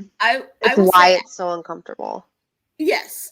After we saw this episode, I turned to Brian and said, if anybody says that this actress is not Egwene, I'm just going to assume they're racist at this point. I'm like, there's no way. Especially because, like, and this is something that I don't like to give the toxic people platform, but when it does happen, I do call it out because I think it's important to do that. But like, if you actually go back and read the books, like, it is canonical that they are not all white in the two rivers. That is canonical in the book. So just shut up. It's literally there in the books. It is. I don't like the binkies. It's weird. It's a weird choice. They do have them in the books. They have them in the books. That was but it was a punishment in the books. Yeah. It wasn't a constant. And I always imagined it with like a thing, straps, like more like a ball gag almost. Painful, and it was a bit like, okay, somebody looked up BDSM and like didn't do a lot. You know what though? The idea that they have to willingly keep it in their mouth is a little bit. I mean, that does make it scarier because you see in a later, there's nothing holding it in there. It's not being held by the power. No. And Egwene just willingly spits it out and is like, fuck you, bitch, pretty much. Yeah. Right. So to have somebody that's scared that they're like, I'll just keep this in my mouth. Now, honestly, I'm sure at work they'd like me to wear one, but it's not happening. I'm going to say what I got to say. They also did my girl Rima dirty. And like, the Aes Sedai in the scene. They do when Elaine and Nynaeve get in episode 8 get to the kennels and the Seanchan outpost. They don't even think about her. I know, that was weird because I thought they do in the books. They do. They think about at least the other Aes Sedai and the other people that are there, and there's no, and like here is somebody you know is there, and who you have a connection with, and you don't even mention it. And I just thought that I was like, I was kind of looking forward to them, like, because we're gonna see them like really try and do the thing they do and like help people. I had a theory in the last episode, and I didn't remember, and I didn't go back and rewatch this episode during the week because I forgot that I had this theory until just now. But that she. Lauren said that Lauren from Unraveling the Pattern, who was our guest last week, said that he thought maybe Maureen thought he was a dark friend now, like already had an idea that he might be. So I wanted to pay attention to see if she ate the sandwich or not. Because like if she thinks he's a dark friend, I feel like she wouldn't have eaten the sandwich. And I don't think we have any scenes of her actually eating the sandwich. I don't think so. But I also am still really bothered by his finger waves because I wore my hair like that back in 1984. And it just does. It was distracting for me because I'm like, does he have finger waves? Like I can see that, right? And so, but we all know that sometimes the thoughts I have are just pure comic relief for myself, not even anybody else. So first thing I thought of, they had me hook, line, and sinker, Ariel. I know. Did. Yeah, on this. Me into it. He had me believe in it. Like who? Like I thought Avenir was the dark friend, 100%. I thought it was the son. Really? Okay. Yeah. No, he convinced me. Tom had me convinced. I was like, you might be right, Tom.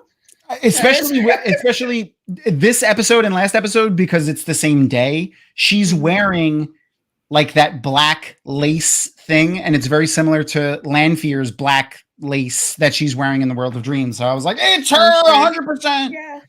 Sure. I just kind of assumed it was like they've fallen from, like, they're not quite as they don't quite have as much money as they did. Right, they're not destitute, but they're not rich anymore either. Yeah. Well, and she's like, it isn't just that she's wearing things over. It's like it's almost like a mourning dress. Like she's mourning what they used to be, and like her house, and trying to do what she can to salvage it. And I love their interactions, and like me too. They're both so good.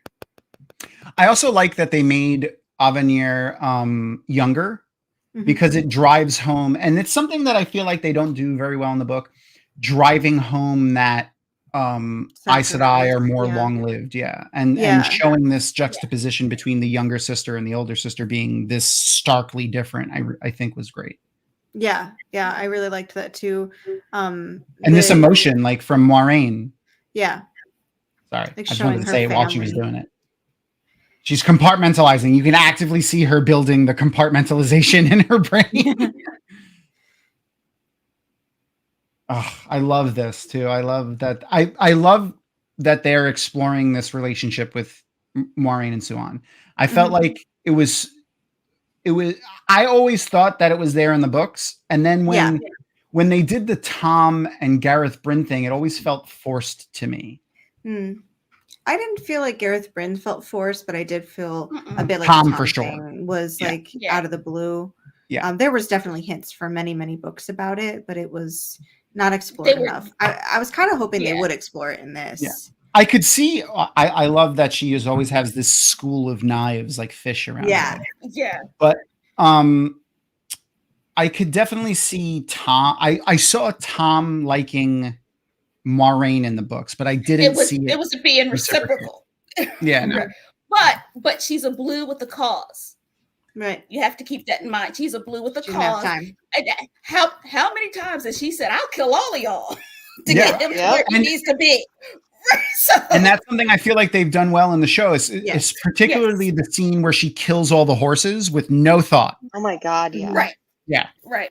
But also, she's also not thinking about anything else. She's like, this is my whole purpose. I've got to do this. Because maybe in the back of her mind, she was like, if we survive this, I'll explore this. Gareth Bryn made sense because they were always there. I feel like there was almost, you could always tell that he had feelings for her. Yeah.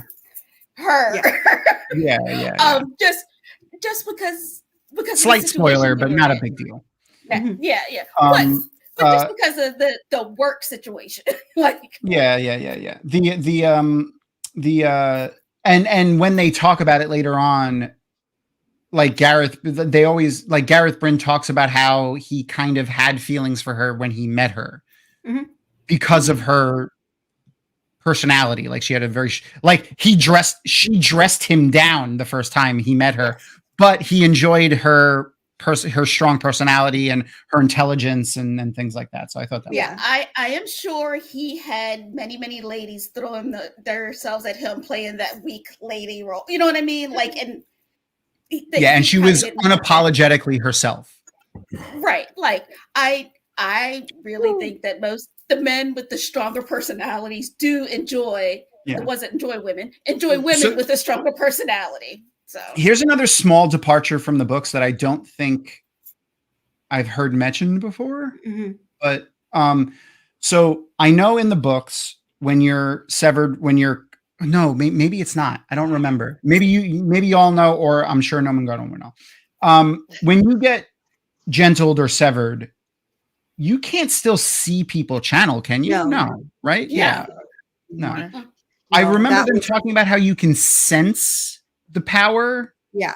But you can't touch it. And then they also lose their ability to see, like Logain specifically loses his ability to see Tavarin, and so does Suan.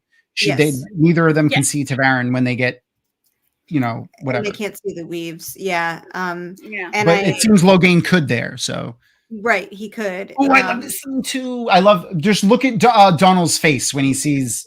He looks like he really has not seen him in a very long time. They're questioning, and he's like, "What's happening? Oh my god!" But when he smiles, and that's why I used that picture for the next episode a little bit. But like, watch his face. Here it comes. It's gonna come in a second. Right. As soon as he takes his hand away, when he's there, it is right there. I love that. Like the chemistry. Like I was a little worried about the chemistry between them, but I think even Yosha, and when he sees Marcus for the first time, Perrin in Falm, like they had instantaneous chemistry, and I think they did that well, which is something that I really loved in the books, both in the books and in the show. Yeah, where the non-toxic, but platonic love between the male friends from the Two Rivers bunch.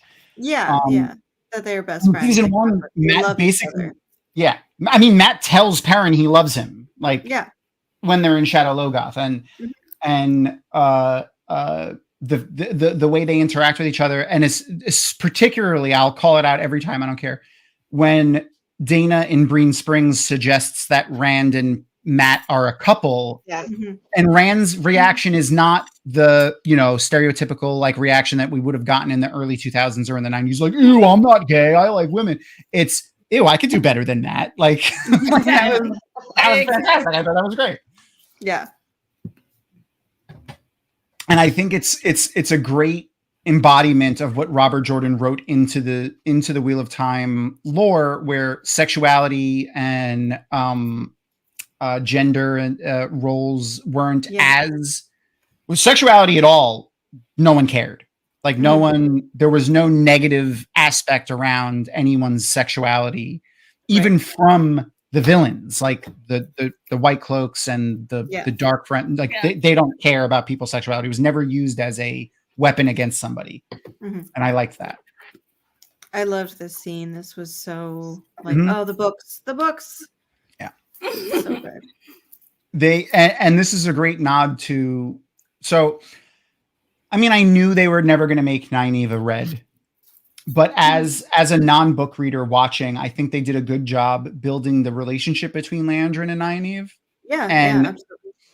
the wedge that they drove in between them, I think the moment that Show Nynaeve really decided that she would never be a red was when Leandrin said, like, the answer to fixing male channeling is to kill them, is to burn them out. Like, and she specifically uses the term, to cure that disease, we have to burn it out. Yeah. And the healer in Nynaeve was like, nah, that's not how you cure diseases. Right. Yeah. And then here's the first time we get to see her willingly channel without being emotionally filled, is even just a little bit, is when Rima uses the analogy of, well, you know, when you're healing a patient, when you're coming in to see a patient, and then that's the first moment that she can ever even sense the one power without having strong emotions tied to it. Yeah. And I think they did that really well. I wanted to say I love the design of the Soldame. Like, me too. The lightning slash dresses and everything, like, it was cool, but like, it has the right colors. It's all the right coloring. It's just changed in a way that was so much more armor and a bug-like, but also shark-like. They really remind me, especially her, like really remind me of like sharks. They're very predatorial, and like the way her hair is set up, almost like fins that are like the dorsal fin. Reptiles have like the fin that comes up. That's like when they're threatening. And they just look very severe and very sharp and ready for battle, but also like a little elegant, and it's really cool. Speaking of elegant, I'm getting a friend. Let me see. Yeah, Lanfear. She's coming in. She'll make her way over here eventually. She might just hop up on. Let me move the bottle just so that she doesn't jump into that and knock it over. Zelia, I think is her name. The actress that plays, or actor that plays Rena here, is amazing. I think she does amazing. Yeah, she was really, really, really good. Her interaction with Maddie is like such a good example of like how the Soldame Dame, like, they're pets. Like, she's just trying to train her dog. And then seeing them like this from the back, behind the scenes stuff is hilarious. Yeah. So weird. But I'm glad they had fun filming. Well, you have to be like have an aftercare, like friendliness after this kind of acting. Especially this powerful of shit that they're doing. Yeah. Oh, they.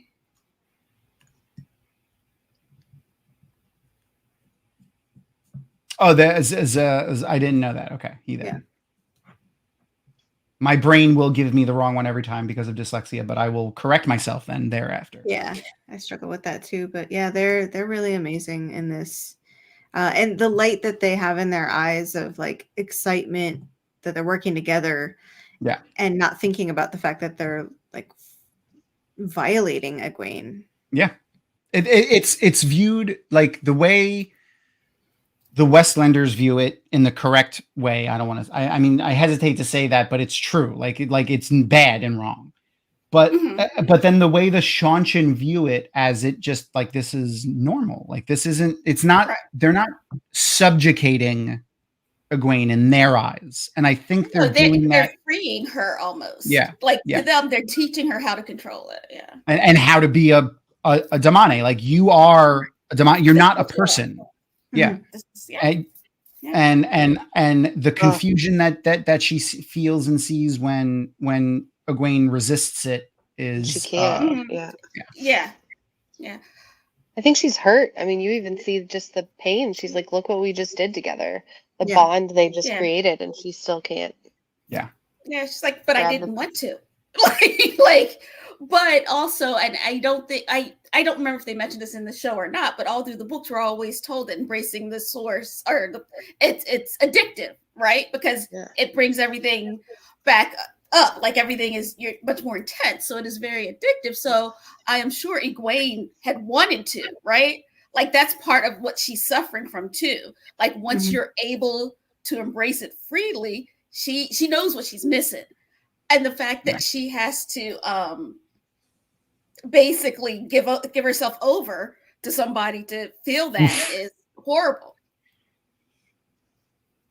like Rena looks almost upset that she has to punish Egwene in this way. And like, it's gross, don't get me wrong, but it's also like really correct for the Shanshan. I can't imagine what it felt like having to do that part. Yeah. Like, you know, Suroth is one thing, but she's a dark friend and she's a villain. She's evil. Like Rena and the other. Regular. Yeah, they're just normal people that are just, you know. Yep. I mean, but they are normal people living in their society as their society has taught them. Yeah. Right.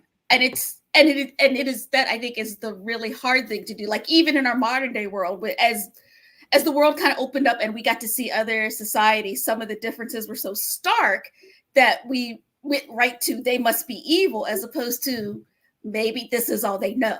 Like they don't know that there's an option. Yeah. Which I think would probably have helped with lots of interactions that like they're not doing it to be evil. This is all they've been taught from birth. Right. It doesn't make it right. It does not make it right, but it also does not make them a horrible person. Yeah.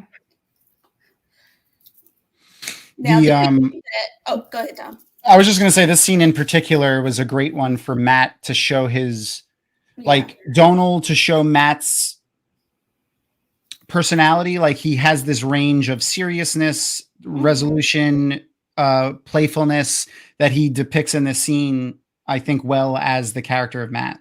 Like if we heard in Matt's head what he was thinking, like we do in the books, he would have had a smile on his face the entire time, but he would have been thinking the serious nature of the conversation that he has with Yosha here. But obviously, since we can't do that, he has to have it on his face. And I think he does that well. Yeah. And I will say that I think that is something I liked about Matt, because Rand always seemed to be very, like, he was Rand. There were very specific characteristics, but you know what I mean? Like broody emo Rand. Right. I like Rand. Yeah. I really related to Rand too. Yeah. But and then Perrin, we know he was the slow dumb one, but we know he's not. But that is but with Matt, there seemed to be more of a range. Like you knew that a lot of the stuff he was doing was to kind of hide how he really felt about something, or he was just being stupid to distract from things. But he seemed, and I know a lot of people hate early book Matt, but I also like a jokester. Right. But the fact that you could see that there was more to him than that, because you could hear in the book, you could read his inner thoughts. Yeah. Is what I always liked. Yeah. Oh yeah. The chopping wood. I didn't think about that. Good point. Yeah. I like the relationship they did with Min and Matt. I'm confused by it, but Me too. But like this is one of those things that if they like they're laying groundwork for further story. So I'm reserved.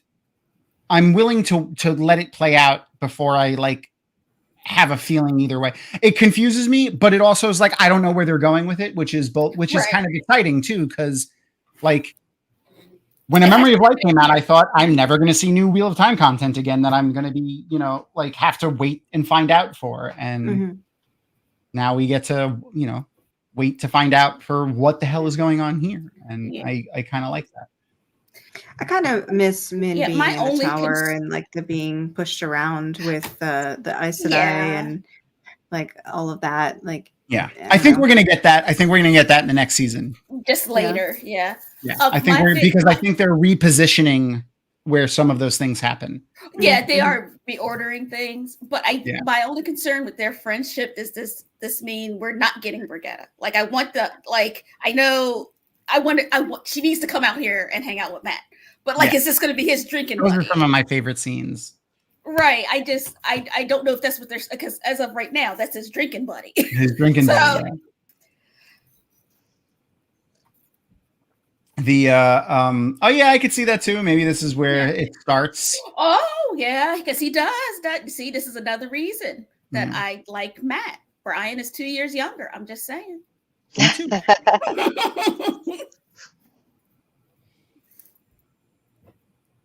Oh man, he's a great actor, and he's doing, what is he doing? He's doing a play, right? Who is he? Yeah, he's doing something in Europe in between season 3 and season 4. Friend of mine was saying he has like a really beautiful singing voice. Yeah. Hadestown, there it is. Hadestown. It's a musical. And I am impressed by everyone who does their job well, but to be an actor in a play on a live stage with no do-overs. Yep. That I'm not built for that.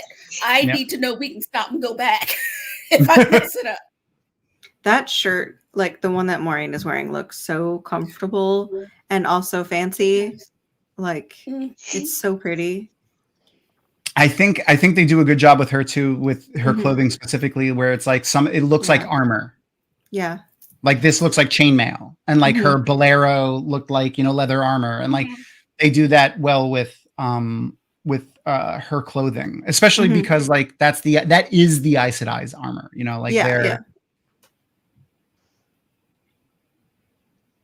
He is such a little vindictive prick, having gone back, like knowing now, like, oh.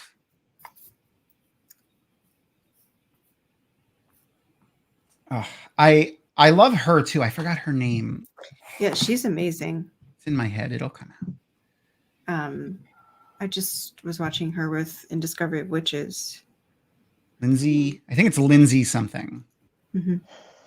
Dugan? I don't know. I miss the stole, like the rainbow stole. Like yes, I would like to see that also. Oh, hey Max, how's it going? Yeah, this is definitely a tough episode. This is definitely a tough episode. Oh my God. I miss. Sorry. I love Swan's clothing. Yes. Yeah, no, she is working it. But I still would like to see the stole, because I feel like there's been so many different interpretations. A thin one, a wide one, it's as big as a shawl. It looks like a belt. Like I just wanted to see what they did with it. Yeah, that's true. Yeah. I mean, I liked how they incorporated it into the dress, but it's such a visual representation of her station that I feel like it's something that she should have. And the stole you can wear, and the stole is something that plenty of people wear today as a status. It's just a scarf. It's like what a priest wears. Like it's right. Yes. Yeah. Very long. Yeah. And it's, I don't know. I felt like I felt like there was a really cool way that they could have done it, especially because later down the line, like having the certain colors removed was such a big deal. It was. I feel like Siuan they're supposed to be the servant of all, like the Amyrlin is servant of all, that everything, they represent all Ajas and not themselves. And they've done a lot of very sea decor for her, and like sea costuming, and it's beautiful. It's really cool. It's very Siuan, but it's very Siuan, and that's like part of the reason I kind of have a problem with it, is because it's not very, the Amyrlin is of all and not herself. Yeah. But it has that change of like where she's from, and a lot of the Aes Sedai wear stuff that like a little bit from where they're from. So I kind of give it a pass, but I do miss the stole. But here's the scene with Nynaeve where she gets her to channel, by the way. Oh yeah. Yeah, where she uses the analogy of healing a patient or whatever. But and actually, funny enough, who I mentioned a bunch of times when Critter was doing the costume tier list, Redfield was her guest this evening, who we've mentioned like several times tonight. Yep. And another person I love, Zoe. The cast, and that's like someone who I've spoken with. All right. Forget about that. I think they did a great job with showing Nynaeve was like, so like she channeled, but she's completely untrained. Like when she's actually channeling willingly. So it's like this huge, I love the way they did that. But the scene is so good. And her as Elaine, like that, this casting of Elaine is so good. I really love her. That's what I was going to say. Like Tom, the other Tom from Twatcast, he hates the show, like hates it.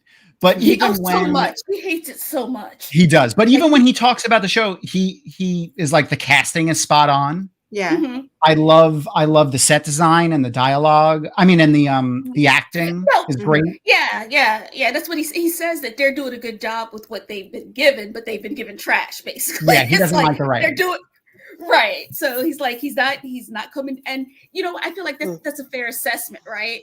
You're not saying this particular actor is horrible, when the reality is they are doing what they have been asked to do. Yeah. And it always reminds me of the Star Wars prequels. I was like, Hayden Christensen, that's exactly where my first thought just went. They all did a wonderful job doing what it is they were being told to do. It's just maybe what they were being told to do wasn't that great. Yeah. I still think George Lucas was just so excited that he could do all the effects that he wanted to do that he did not care one lick about dialogue. He's like, say whatever feels right. I'm gonna go over here and make this droid and this. Yeah. Oh, and that's a good catch there, Noman Garden. Yes, that's a great catch. The fact that they're calling her sister really is a poignant thing for the Aes Sedai to do to someone who is not a full sister at the time. Right. Yes. Yeah. It's a bit confusing.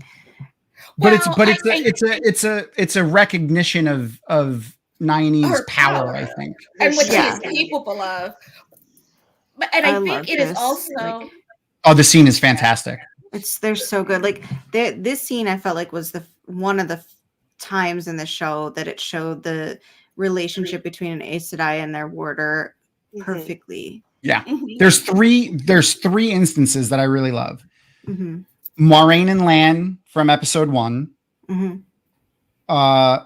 The scene when Lan, Moiraine, and then Varen and Tomas are fighting with the Myrddraal in the outside of when Moiraine runs away. And that was such a good symbol of her, like, I'm taking my shawl off. Yeah. All right, let's and then do this. Like, I'm sad that we're not going to get to see Basan again, but yeah. The specific thing though is the stark differences in the way they fight. So like Moiraine is much more in the thick of the fighting, where and Rima, where Varen was way far away from the fighting, and Varen has gray hair and is an Aes Sedai. She can't be down there breaking a hip. But she was buffing. It's just she was attacking the Myrddraal less and buffing her warder, to use video game terminology, where Rima and Moiraine were directly attacking their foes, and it's an interesting. And then we saw the big fight with the dragon or Loghain's dragon swarm. Yeah, going against a yellow in a fight. I think if a yellow determines that they're actually going to fight, and they're such healers like that. Yeah, they're going to break everything. Yeah, they know how everything works. So. Yeah. I hope they get into that with it was Semiraj, right? That was the I hope they give Semiraj's backstory to one of the other. The scene that we get in the books with her when she's torturing the warder and the Aes Sedai because she's trying to understand the bond behind that. I will be so sad if we don't get that. Like, I think I'm going to be sad. Yeah, I'm really looking forward to Semiraj, because that to me, like, she is such. I don't know, like Ariel was saying, they know how to break you because they know how it works. So they know how it's not supposed to be either. Like, they know the most painful way. And the it's right here. The her reaction. Here it is, right here. Yeah. Oh God. The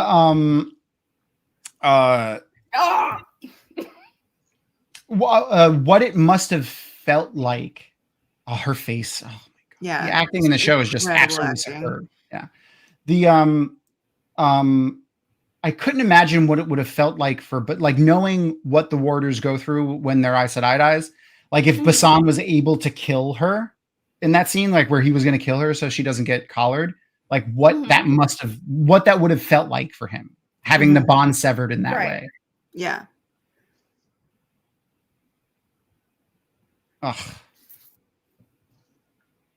And that scream, oh my God. Yes. The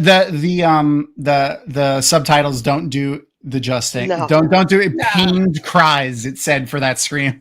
Yeah. And then wailing is more appropriate, but Right, but honestly, I didn't need the subtitles for that. Like, No. I noticed what she's doing. Yeah. And I love the way the cinematography is here, where it's going between the Rima being collared and kind of not broken, but like it's a particular thing, and then Elaine and Nynaeve having to like stand back and let it happen, and then Egwene, and then we cut to Egwene. Like I think the cinematography also for this show has been fantastic. Well, for season 2 and later season 1, like episode 1 of season 1 was a little fast paced and like too much for me. And they got better when they evened out in the later episodes, but particularly season 2, the cinematography has been fantastic. Yeah. I still feel like the pacing's too fast in the show. One of the reasons for Wheel of Time like has those really good moments are so good is because there is a build up. And you know, you can't make it as long as the books, but I feel like they're going as fast as like a CW show. Like it's too quick to me. Oh my God. Her face, look at her face. Look at her face. Oh my God. She's so I understand if they know that they're only given the 8 episodes and they want to keep getting renewed, they've got to. Yeah, we know that's not their choice. Like we know Rafe, if Rafe could, he would have way more episodes. Yeah. Right, but I don't like it either, Ariel, but I understand it, and my hope is that at maybe after season 3 they will be like, okay, we believe you. People are invested. It's not just that. And I know it's an Amazon thing. I know it is. Yeah. All of their shows are 8 episodes. Right. And that's why I'm hoping maybe this one will break the mold. Maybe. Oh, this was tough too. Finally seeing that it was shit, what's her name? Megan. Megan. Yeah. Yes. I was like, woof. Yes. I was like, oh dear Lord. They're getting them all. They're getting everybody. I was a little sad they killed her too. I was hoping we would see something with her, but you know. Yeah. Well, I mean, wasn't when she was captured in the kennels, she met an Aes Sedai, but the Aes Sedai didn't die. I think she ended up being like cycled into the Damani somewhere. She came back out later. Mm-hmm. Right. But she kept saying, "Remember my name." Mm-hmm. Right. She kept telling.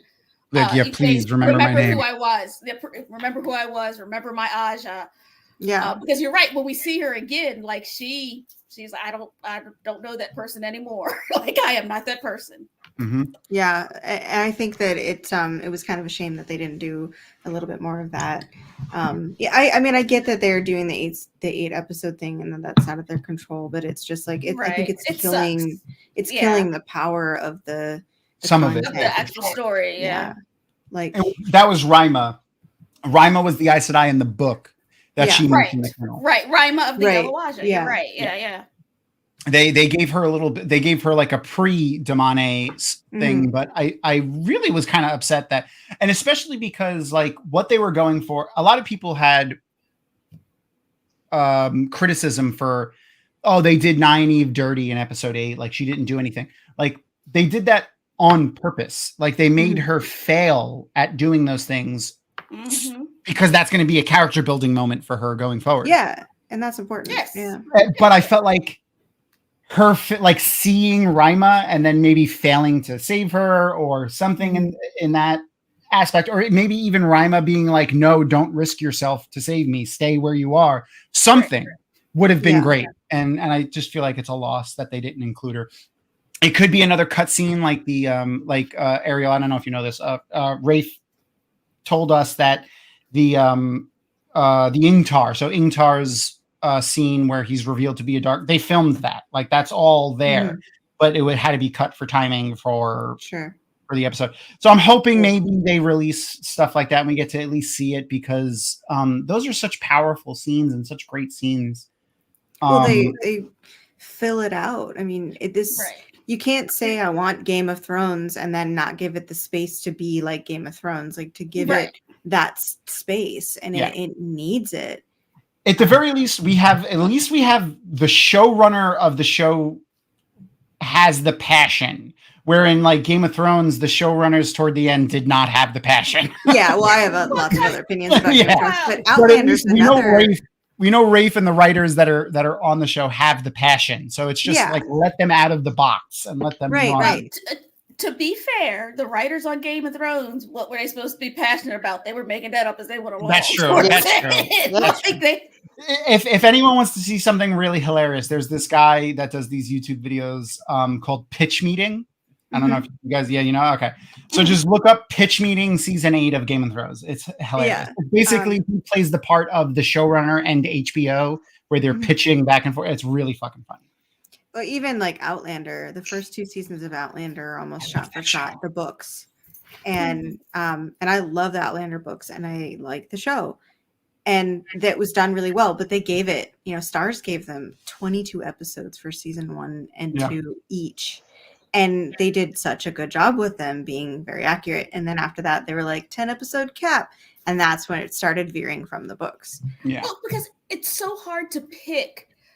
Like when you love the entire series, it's so hard to really pick. Oh, we found something Noman Garden's wrong about. You're wrong, Noman Garden's funny. But it's hard to really pick the exact right scene because, like, to us, they're all intertwined. Like we know that you need to know this because even if it's a little thing, this shaped this character's decision, right? Yeah. So now you're sitting here and you're thinking, well, how can we show it? We've only got 8 episodes and we've only got I don't even know how many minutes per episode, and we've got to cut some stuff, and maybe we just have to get rid of a whole storyline. And even though the storyline seems, because I know a lot of people are like, we don't need the sea folk. I'm like, yeah, you do. The sea folk just shows how important Rand is. Yeah. Like I know they're one of those people that said like you could cut the sea folk completely. Right. So you could, but I think it then yes, they don't exist in the world at all, but then you don't have sea folk porcelain either. Like it's little things. Like you've got to take everything about them out of that world because why would they be involved? One of my favorite things that I've ever had happen at a convention, because I like visceral reactions and being the cause of them, was when they first announced the show, and we had it was actually Seth from WoT Spoilers, Daniel Green, and Jess from the Amerlin Study. I think we were on a panel, and me, and we were talking about things that they could cut from the show, and I said the Ogier, and a room of 100 people were like, "Rah!" Like it was fantastic. It was so fantastic.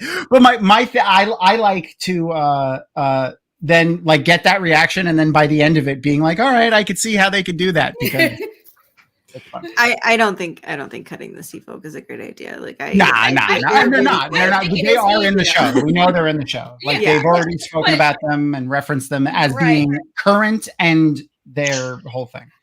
Right, but there's so many people even before the show, even just Glenn. reading. Crystal, what's on your shirt? Let me see. Oh, it is Lisa Simpson. It's Zen Lisa Simpson. Oh, that's fantastic. That's Lisa when she's like, yes, when she's dancing. She's vibing. She's vibing. Yeah, she's vibing. But even before the show, there were people when reading the books were like, I don't like the sea folk. We don't need, you know what I mean? There's always been groups of people. Well, I mean, I'm not a big fan of the Bowl of the Winds. Oh, right. I love the Bowl of the Winds. I did too.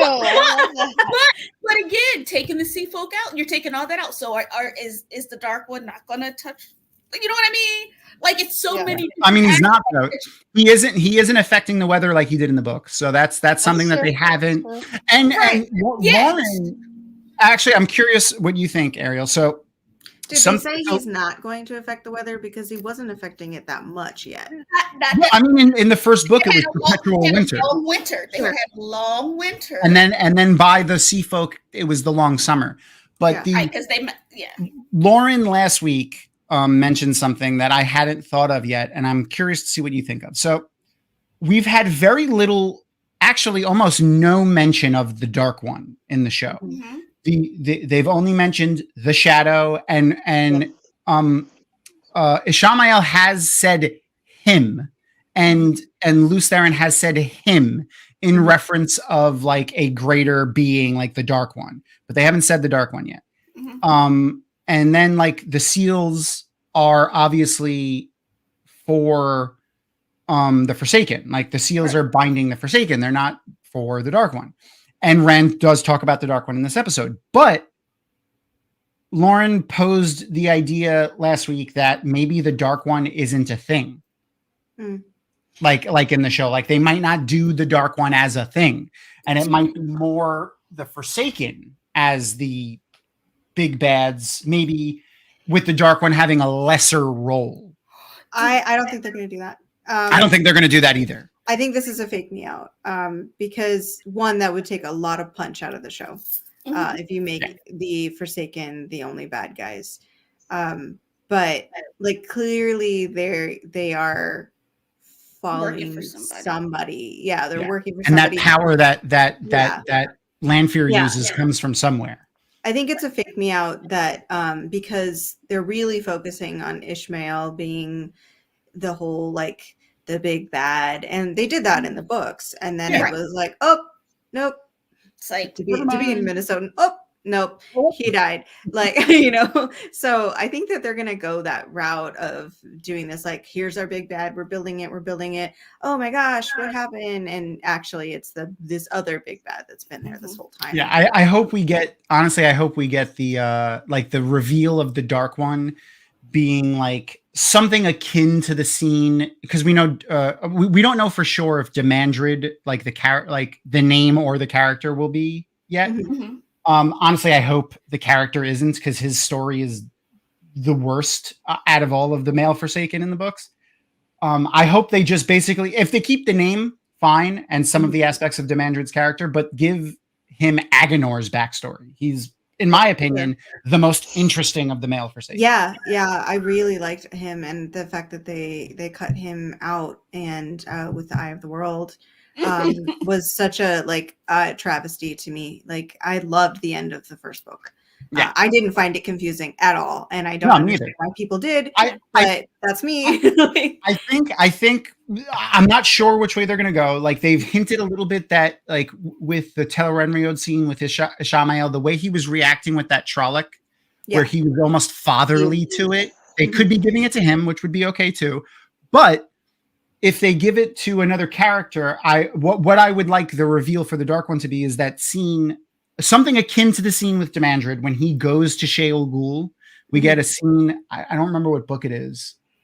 It might be like Fires of Heaven. So you know what? Before I mention it, I want to. If anyone wants to dip out before we do full book spoilers, we've done. You know, we've kept it mostly between books 1 and 3. We had I had a couple of mishaps. But we're gonna do full book spoilers in a second.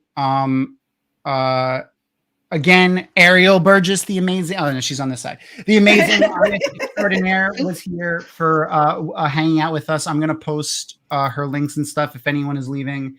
Again, in chat, and then next week we will have 3 guests. Actually, it's a trio of authors from Jordan Con. They are some fantastic people. They're some of my favorite people, actually. I think or at least Crystal, you haven't done a lot of Jordan Cons, but I think Ariel and Ebony will recognize most of the names at least. So Ellie Rain, all those people. Yeah, Sarah Sover, Christina Gruhl. They are amazing authors. And they are and they're also huge Wheel of Time fans, and they've been I want to say, I know for sure Ellie got her start as attending conventions as an author at Jordan Con. I'm 90% sure, but I think Christina might have as well. And Christina's been to either 1 or 2 Jordan Cons, but she's been heavy into the Wheel of Time world. Yeah. I know all 3 of them are Wheel of Time fans. I know for sure. And Sarah is also amazing. But Ellie has a really fun story about Brandon. We'll make her tell. So yes, they're going to be our guests next week. So if anyone's leaving, we'll see you later. And we're going to start our full book spoiler chat now before we end the show. So I'm going to change my little thing up to full book spoilers. So that being said, backing up to the Demandred scene. So there's a Demandred scene, I think it's in Fires of Heaven, when he goes to Sheol Ghul, and he meets Shadar Haran for the first time. But he also sees the forgers making the Murdril blades, and then he goes into the Lord of Chaos prologue.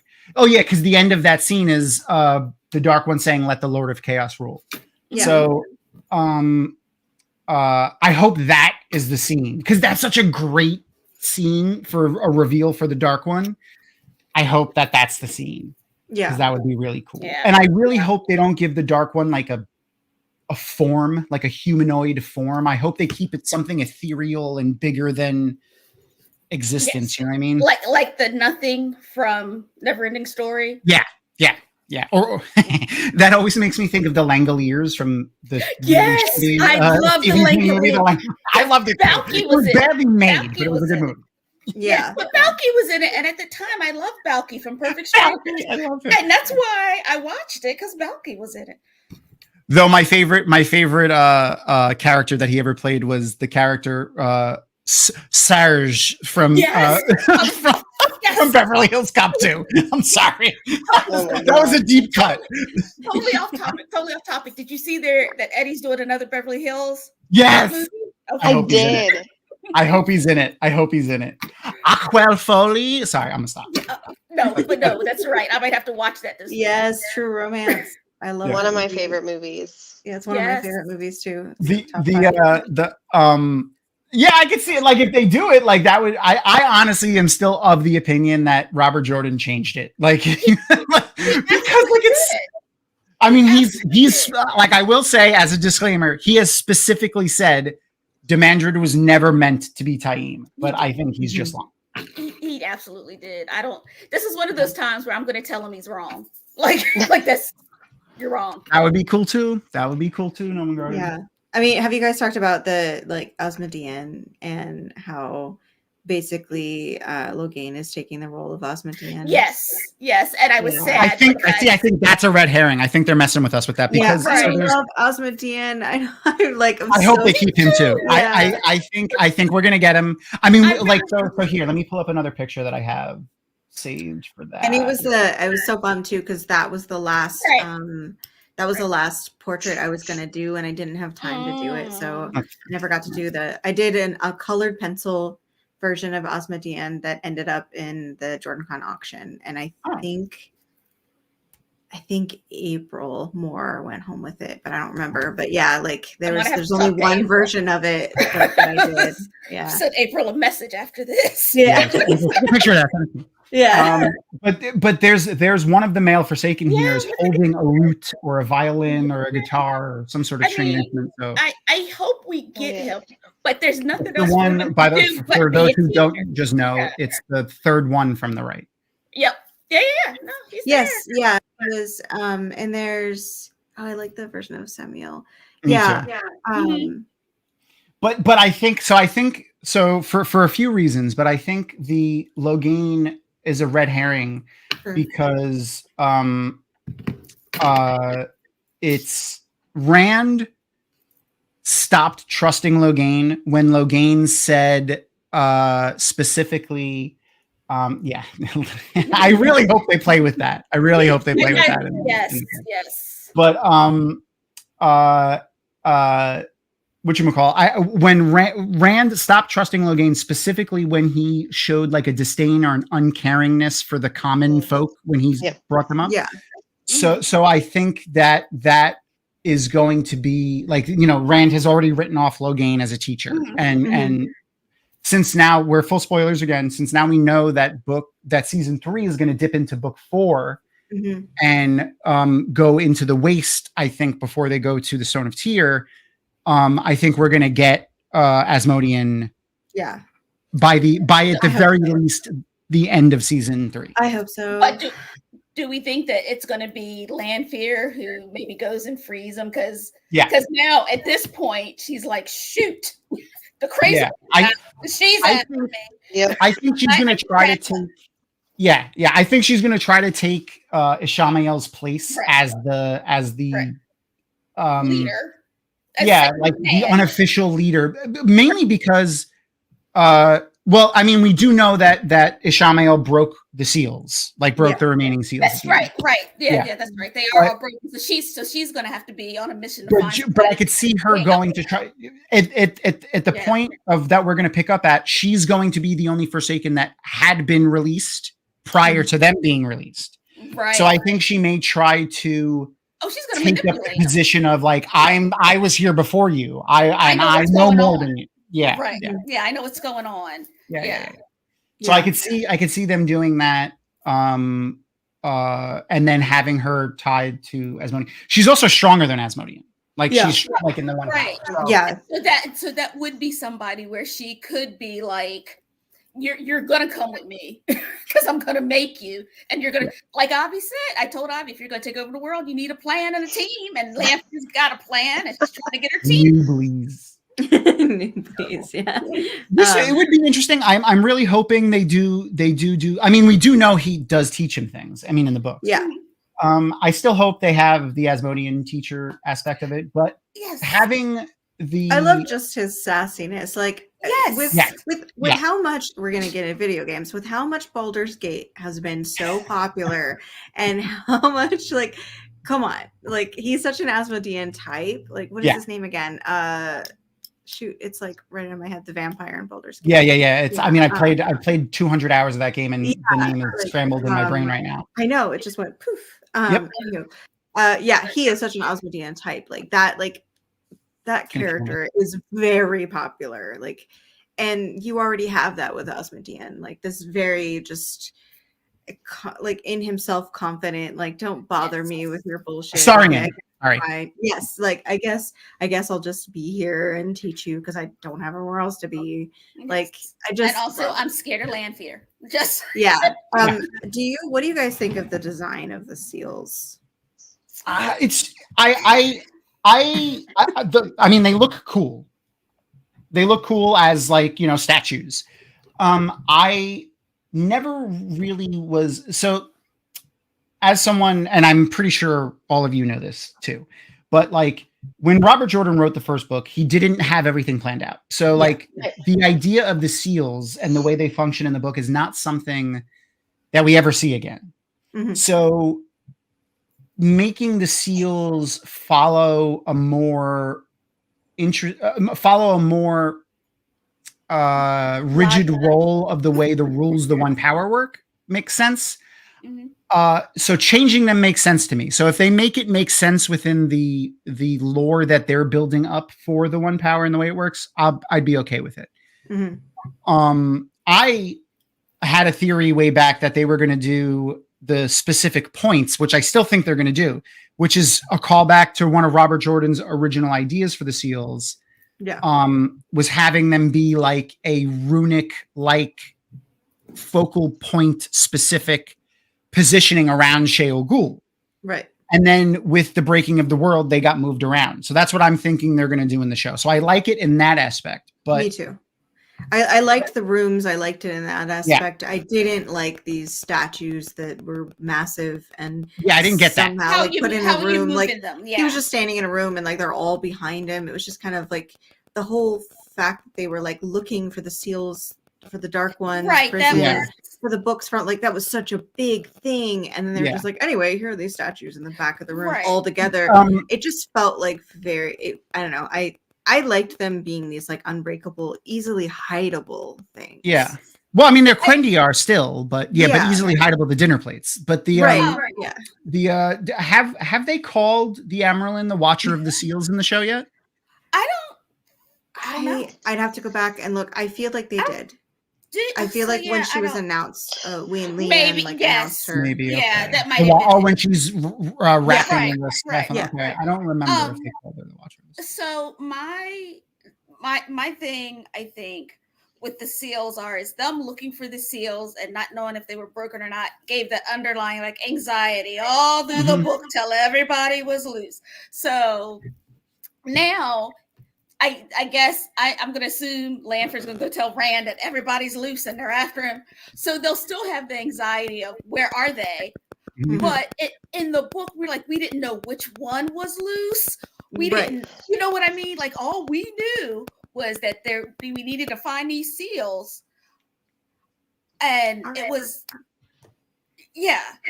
Sorry. But the way they functioned in the book, like I like that they're making them be a little bit more clear on the way they function. Like each seal binds a Forsaken. Where in the book it was like it was a concentration point. It was a focus point, and I'm like, I don't.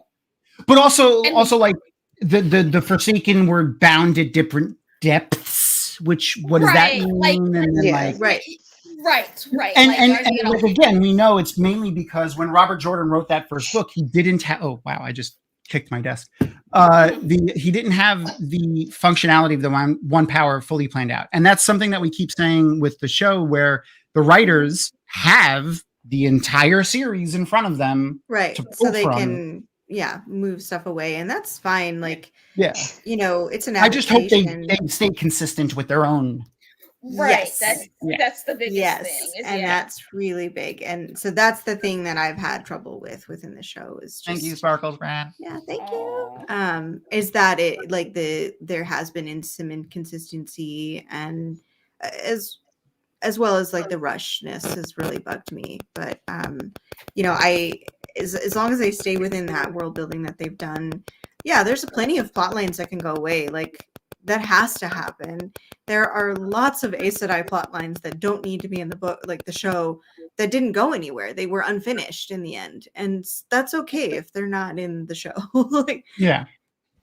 I like in the book specifically. Robert Jordan always said that he wanted the world to be unfinished so that we can have these types of discussions about things. So I hope they don't try to button everything up. I don't mean like it all needs to be neatly tied. I just mean that there are it won a Guinness Book of World Record for the most named characters. So we don't need all of those characters. It makes 2,700 and something. It makes sense to me like that they're melding. Like it seems like Lanfear and Masana are becoming one character, and that's okay.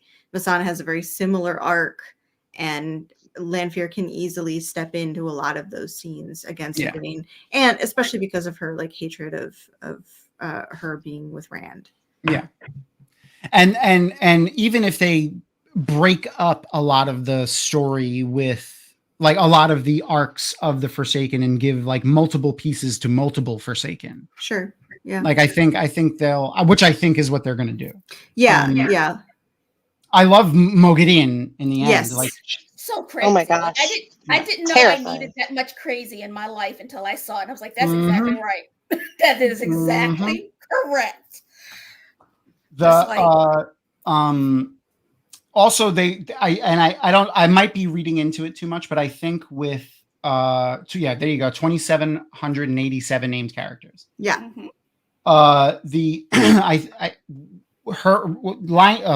Lanfear's reaction right after that Moghedien scene when she says like, "Oh, light," and then she fears for Rand. I think we're starting to see the trueness of Lanfear's motivation, maybe. No, her loyalty, her true loyalties are to herself and to her hopeful relationship with Lews Therin, aka Randolph. Right. Yeah, that she only joined so she was angry and so she could have him. There you go. Thank you, Norman Garden. Yeah. But Lanfear she did announce the Watcher of the Seals. Yeah, but Lanfear doesn't really care about ruling the world. Lanfear cares about getting what she wants. Yeah, she wants to be the most powerful. But she wants to be in charge with Lews Therin, and she has that feeling all the way up till into A Memory of Light, when Lews Therin tells her, like, "I no longer, you're nothing to me." Like that's what he says to her. He's like, "I don't hate you. I don't love you. I'm done with you."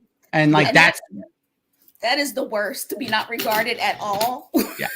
Because she fed on the hate, even because it was an emotion. Right. So. Because he was still thinking about her. She still had some type of influence. Yeah. And she was able to probably lie to herself in her mind to construe it to be some form of love. Right. But she never had her full loyalties to the Dark One, and I think the Dark One knew that. But them exploring it in the show is going to be interesting to see how they do it. You know, in book 3, it's when it's fully on display when her Murdril and Trollocs are fighting Samael's Murdril and Trollocs in the Stone of Tears. So, or that might be the beginning of book 4. I don't remember. It doesn't matter. Yeah. But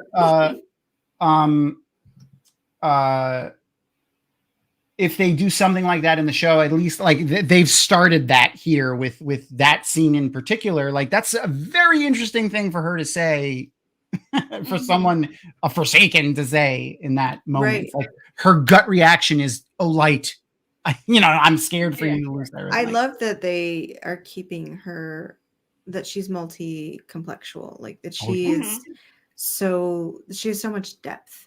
And I think the actress, I'm forgetting her name, she is Natasha so O'Keeffe. good. Yeah, she's wonderful. And I love that her eyes are so blue, they're almost that steel gray, which is like Lanfear has gray eyes.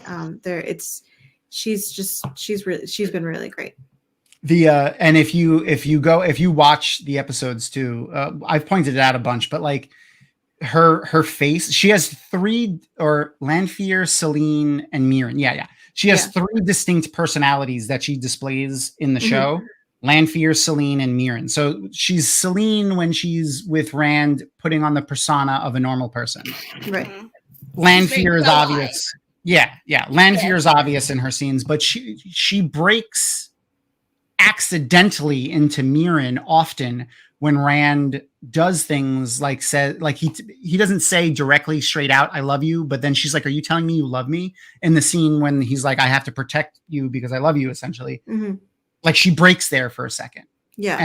And it's like her acting ability is just amazing. She became kind of soft, and that person having what they've always desired and needed. Right. Yeah, I want to ask her so badly. Like, I want to interview her and ask her, because like when she's doing Lanfear, whenever she's like really, really doing Lanfear, she has these veins popping out all over her face. Like, I want to know, like, is that something, like, is that a makeup thing, or can you just turn that on and offer? That's terrifying. Like, that's a terrifying, like, you could just do that like, when you want. Her casting, like, there's been a couple of the casting that I've looked at. I've been like, oh, I recognize their face really well because it looks a lot like what I painted. And and I painted those with a mixture of like my own perception from the books, as well as like fan castings, as well as like actors I thought fit, and then I would meld it all together into one thing. And so it makes sense. Like the like Yosha, he looks so much like the Rand painting. So much like it. Oh, absolutely. And same thing, Lanfear, like she looks a lot, especially the oil painting version that I did, the very last painting I did of Lanfear, like right in the eyes. And I was like, yes, she looks so good. So it was pretty exciting. So the one thing I do want to say about Yosha is, so yes, he very much looks like Rand to me. Like when I saw it, he looked like Rand. But I know when we were all doing fan casting, we were like Hayden Christensen. A lot of people said Hayden Christensen, and he looks like Hayden Christensen also. Well, and I looked at him too, and I think that's so great. I'm trying to find good. There we go. Yeah, there, like that right next to that painting that I did is like. It's so she has a very similar face and jawline of I have your pictures. Goran Viznik is absolutely who I looked at for Demandred, and I don't like that I didn't hide it well enough. It bothers me. Not that one, the one where she's sitting. Yeah. Okay. Sitting. Yeah.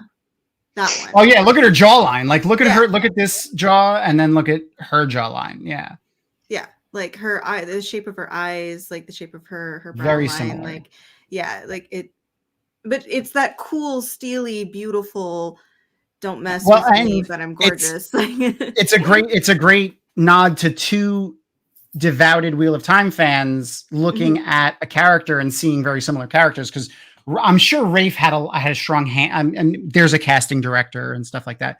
but Rafe and Sarah having a strong hand in the casting would make sense as well. So like, sure, yeah. Well, and casting directors, you know, they're looking at the characters source themselves material, and source material that's already out there. And you know, my work is as great visual art. casting. Yeah, I always wanted to draw Leandrin, and I'm bummed that I never did. But now she's all I can ever picture. Right. That is so good. She is such a good Leandrin. That's a good Tom's, face. I think I was going to say that's one of Tom's favorite faces on Landfear. It's true. She goes through a few aspects of herself in these scenes. Like, I don't know if she gets in the angry Leandrin. Oh no, there it is. Look at, like, you can see the veins popping out of her head. Like, it's something that always happens when she's like got this like the fierce, angry persona of Leandrin. And I'm interested. Landfear, not Leandrin. Yeah, that lip bite. yeah. But yeah, no. So, I mean, again, the casting, the makeup, the costuming has just been fantastic. Mm-hmm. I totally agree. Like she's at the top, 100% at the top for her prowess in the way she's been acting. I love Kate Fleetwood. Yeah. Especially like if you listen to our interviews with her, she's a completely freaking different person. Like she is such a happy, bubbly person, and then just horrible, evil, vile person. She was really good in, I know. That's exactly what she said. That's exactly what she said. In Harlots on yeah. She was great in that. And then look at the different costuming for the Shanshan nobles. Like, I'm more looking at the hair than the costumes because that's true. Yeah, that's just where I am. But I love the use of like the costumes were like they're really beautiful. The use of different textures and the different fabrics and like the way that it falls on everybody. It's really cool. And this is a good shot of Loyal's hands here. Very sausage-like fingers. Yep. Hamed talked about how like he loves Loyal's costume. Like particularly, he was talking about like his coat. His coat actually does have pockets for books that he does keep books in them. Oh, that's awesome. He said when he wears the costume, he really feels like he turns into Loyal when he puts the hands on because he has to interact with the world differently than himself when he's wearing the hands. So he said that was like, and it's not something like he thought about until he was in the moment. So that it surprised him even, he said, which I thought was cool. Another good casting. Like I want to see more from her. Like I don't think we've seen a lot from her in this season so far, but like seeing more of her in the later seasons, especially now that she won't be under Ishamael's fingernail, like under his thumb, like she was in this season. Like anytime she tried to get bigger than her britches, Ishamael would be like, "I know why you're a dark friend." And I want to know. I want to know why she's a dark friend now. Like we got secrets. Another addition to the Shanshan, which I thought was interesting, is this facial scarification that they kind of do, and I'm interested in knowing more about that because it's a big aspect of them. And I do like the usage of like they're taking the base societies that Jordan base things off of, and then expanding it and taking from even more cultures and making this beautiful amalgamation that I'm really looking forward to them shedding light more on where like it creates more of a realistic society. Yeah. And that was something I always liked about the books was how he would mesh things together where I always said he secretly taught us about like he stealthily taught us about like the mythologies and cultures of the world. Right. So this is something I wanted to touch on. So they call this in this episode a temple to the Forsaken, which I thought was interesting. It makes sense that Dark Friends would kind of deify the Forsaken, especially over the course of 3,000 years. Like they would kind of induct them almost to like a sainthood almost. They would kind of induct them into almost like a sainthood. and I hope they play with that a little bit more. I feel like we might get that with Padden Fane and Ishamael, because in the 8th episode, Padden Fane seems to be more devoted to Ishamael than he is to the Shadow.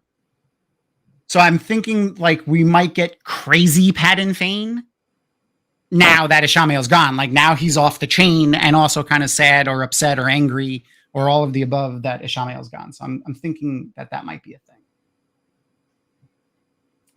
Yeah, okay, so this is great. When they confronted him when he was leaving. Oh yeah, the reveal of the Adam. I like the concept of the Adam and the bracelet here. And again, to reference Redfield again, the collar that the Damane wear it's called a collar. Like that thing that they're wearing is called a collar in fashion. She said it's more of a Victorian, European style collar, but it is a collar, so it still fits. I like that it kind of grows on them and is like looks like a piece that they can't remove when they're wearing it. Yeah, I really like that addition. This son of a bitch. And this was another scene. I'm like, she's a dark friend. Look at her creeping. She's sneaking. It's because she's sneaking. They got me. They did. They look, and you had them get me because I was like Tom rolling with Tom. Logain looks great. I love Alvaro Morte as Logain. Yes. I think he's doing He great. is so good. Yeah. I'm really excited to see him get into the character more and do the further Logain stuff. Like when he gets a purpose again, which is to take down the Aes Sedai, I hope we get to see that. It looked like he was playing stones against himself. Unless maybe Nomen Garden, there's like another orderly that comes in during the day and he was playing with them. But I think he was playing against himself. Which he was Osmidian. Oh yeah. Pedro Nial is playing against himself in the books as well. I loved him as Logain. Logain's one of my favorites. Like he's a great character. Yeah. Here's another character that has good growth. Like he doesn't become vain or jealous of Rand. I mean, he has the thoughts, but he doesn't embody them. He doesn't become that character. And I like that. Guys, I'm gonna have to peace out because it's 11:30 and I got Oh, work. it is 11:30. Yeah, we're gonna be ending soon. Don't worry. Okay. All right, but I'm so glad I get to see everybody. I'm just gonna check these last handful of pictures to see if there's any more scarification that we like, and then we'll say goodbye. Yeah. This was a really cool, like just the two faces here. And the fervent like zealot in their eyes. Yeah. And the just horror, fear and horror in Egwene's. Like it's such a good juxtaposition. Really, really good. Again, cinematography, fantastic. Yeah. Obviously, yeah, they were burning the tree. And here's her knives and stuff again. And they keep nodding back to that every time we see Swan channeling. Like she does it again in episode 8. And then Rand kind of uses it too because he saw it happen. So it's interesting that they use that. Very, very Pope-like her garb here. Well, and then, again, the use of the seashells is really neat to hark back to like her beginnings. I felt a bit like it was just too much of a nod to Swan being an individual because she had such a reverence for the station. She's wearing a stole. She is, but it's not like it's not. Yeah. I was looking at it, looking for all the colors. But maybe the thread is just very small. Yeah. I mean, there is a lot of colors here. There's green, blue, gray in the flower. Yeah. I mean, I don't know. It's not the striped stall of the Amaranth. Yeah. So I cut apart this picture a little bit because we thought in the earlier episodes that there was a particular Aes Sedai sitting in the background that we thought might be Min in the tower. Like Min. Yeah, but there she is right there. And she's right here in this image. Right there. So it's not Min. And then I just zoomed in on the particular Aes Sedai, but I liked seeing the different costuming, the different cuts of dresses from, you know, different Aes Sedai, obviously from different stations in life, different countries. I liked that. Particularly this one. All of the reds seem to have like something that might resemble armor, I feel like. Lauren was also quick to point out how Leandrin is wearing like a very dark, almost black color over her red, which is interesting. And then also, so is Varen. I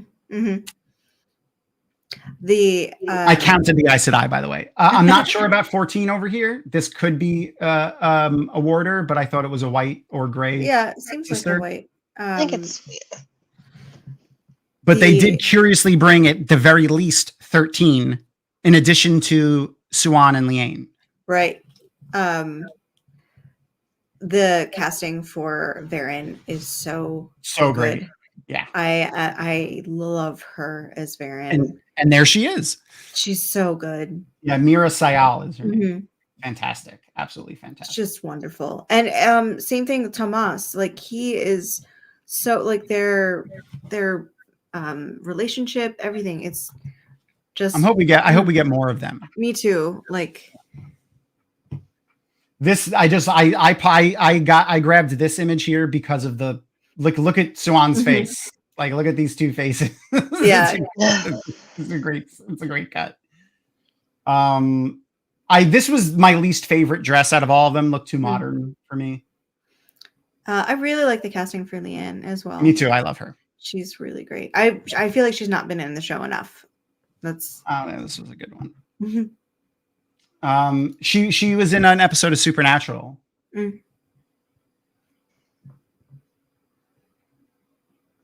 God. These scenes were so tough. This scene was very dark. This is as bright as I can make it without distorting the image too much. It's already, the colors are messed up, but that's as bright as I can make it. Oh, let's get away from that one.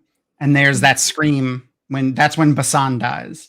Yeah, it was so good. And you know, if somebody correct me if I'm wrong, if I'm like misremembering, but she when Egwene talked to her, she told her what happened, like how she was taken, and that her warder died. And I feel like she told her the story of this scene, except minus the Nynaeve and Egwene. I could see that, Glenn. I'll go back and check for your Joya question too before we finish. I just want to get through the last couple of pictures here.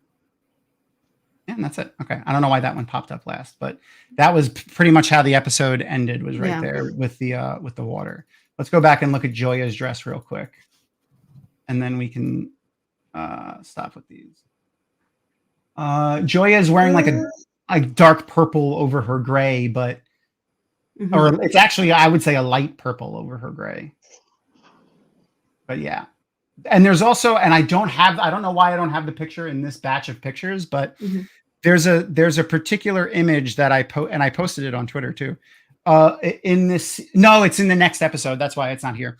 In the next episode, and we'll talk about it next week, but Maxim is holding his hand like this in one scene, where he's got a full shot and it's down by his waist, like down below his waist, but he's holding his hand like this, which in the books is a way the Black Aja signaled to each other that they're Black Aja. So I was curious about that, but yeah, we don't have to bring that up now because that doesn't happen now. Anyway, yes, it is 11:30. I attest us going longer than we usually do because you're such an interesting person and we love having you. And I'm a night owl. And yeah, I do have a lot to say. So I worked on it for 8 years. So there's always a lot to chat about. And I'm reposting. And if you're watching this later, the links are in the description of this video over on YouTube. But I am reposting the links to your Patreon and website in our chat. If you enjoy Ariel's art, which how can you not? If you're a Wheel of Time fan, go and support her over on Patreon and check out all of the fantastic art that she's got over on her website. But also, if you're in what I saw on your website, you're going to be doing Balticon. I did Balticon this last year. year. Did Balticon. Oh yeah, May. Oh, it's 2023. Okay. Yeah. But you're going to be at Multiverse and JordanCon, right? Yeah, I will be at Multiverse and JordanCon. Is that your next convention, or is JordanCon is my next convention? Yeah, I was the artist guest of honor at Balticon this year. And that's one of your pieces too, there, right? That is one of my pieces as well. That is my D&D character, actually, or one of my many D&D characters. But yeah, she's paladin. I pretty much only play paladins. It looks like a paladin. Yeah, she's a paladin. She's a Ganassi, but yeah. So there's a lot of new fantasy stuff. I've been doing a lot of dragons. I just released a 2024 Witches and Dragons calendar. Is this one of them? Yeah, that's one of them. That one. There's lots of dragons and witches, and it was really fun to put together. And a witch, and that one's also she's not a witch, she's wife. That's one of them. And so it's I also do like wheel time stuff in my Patreon, and share like how I made things. This last week I did a breakdown of how I made the Tuan card, and my experience like working and making the card deck. Okay, awesome. And do you do that live, or are those pre-recorded? I can do that. I do that live, and I do like pre-recorded time lapses of like making things. Somewhere I have the videos of me painting the Trolloc card from start to finish. And their file format I can't get to work. So anyhow, I'll get it, but I have them.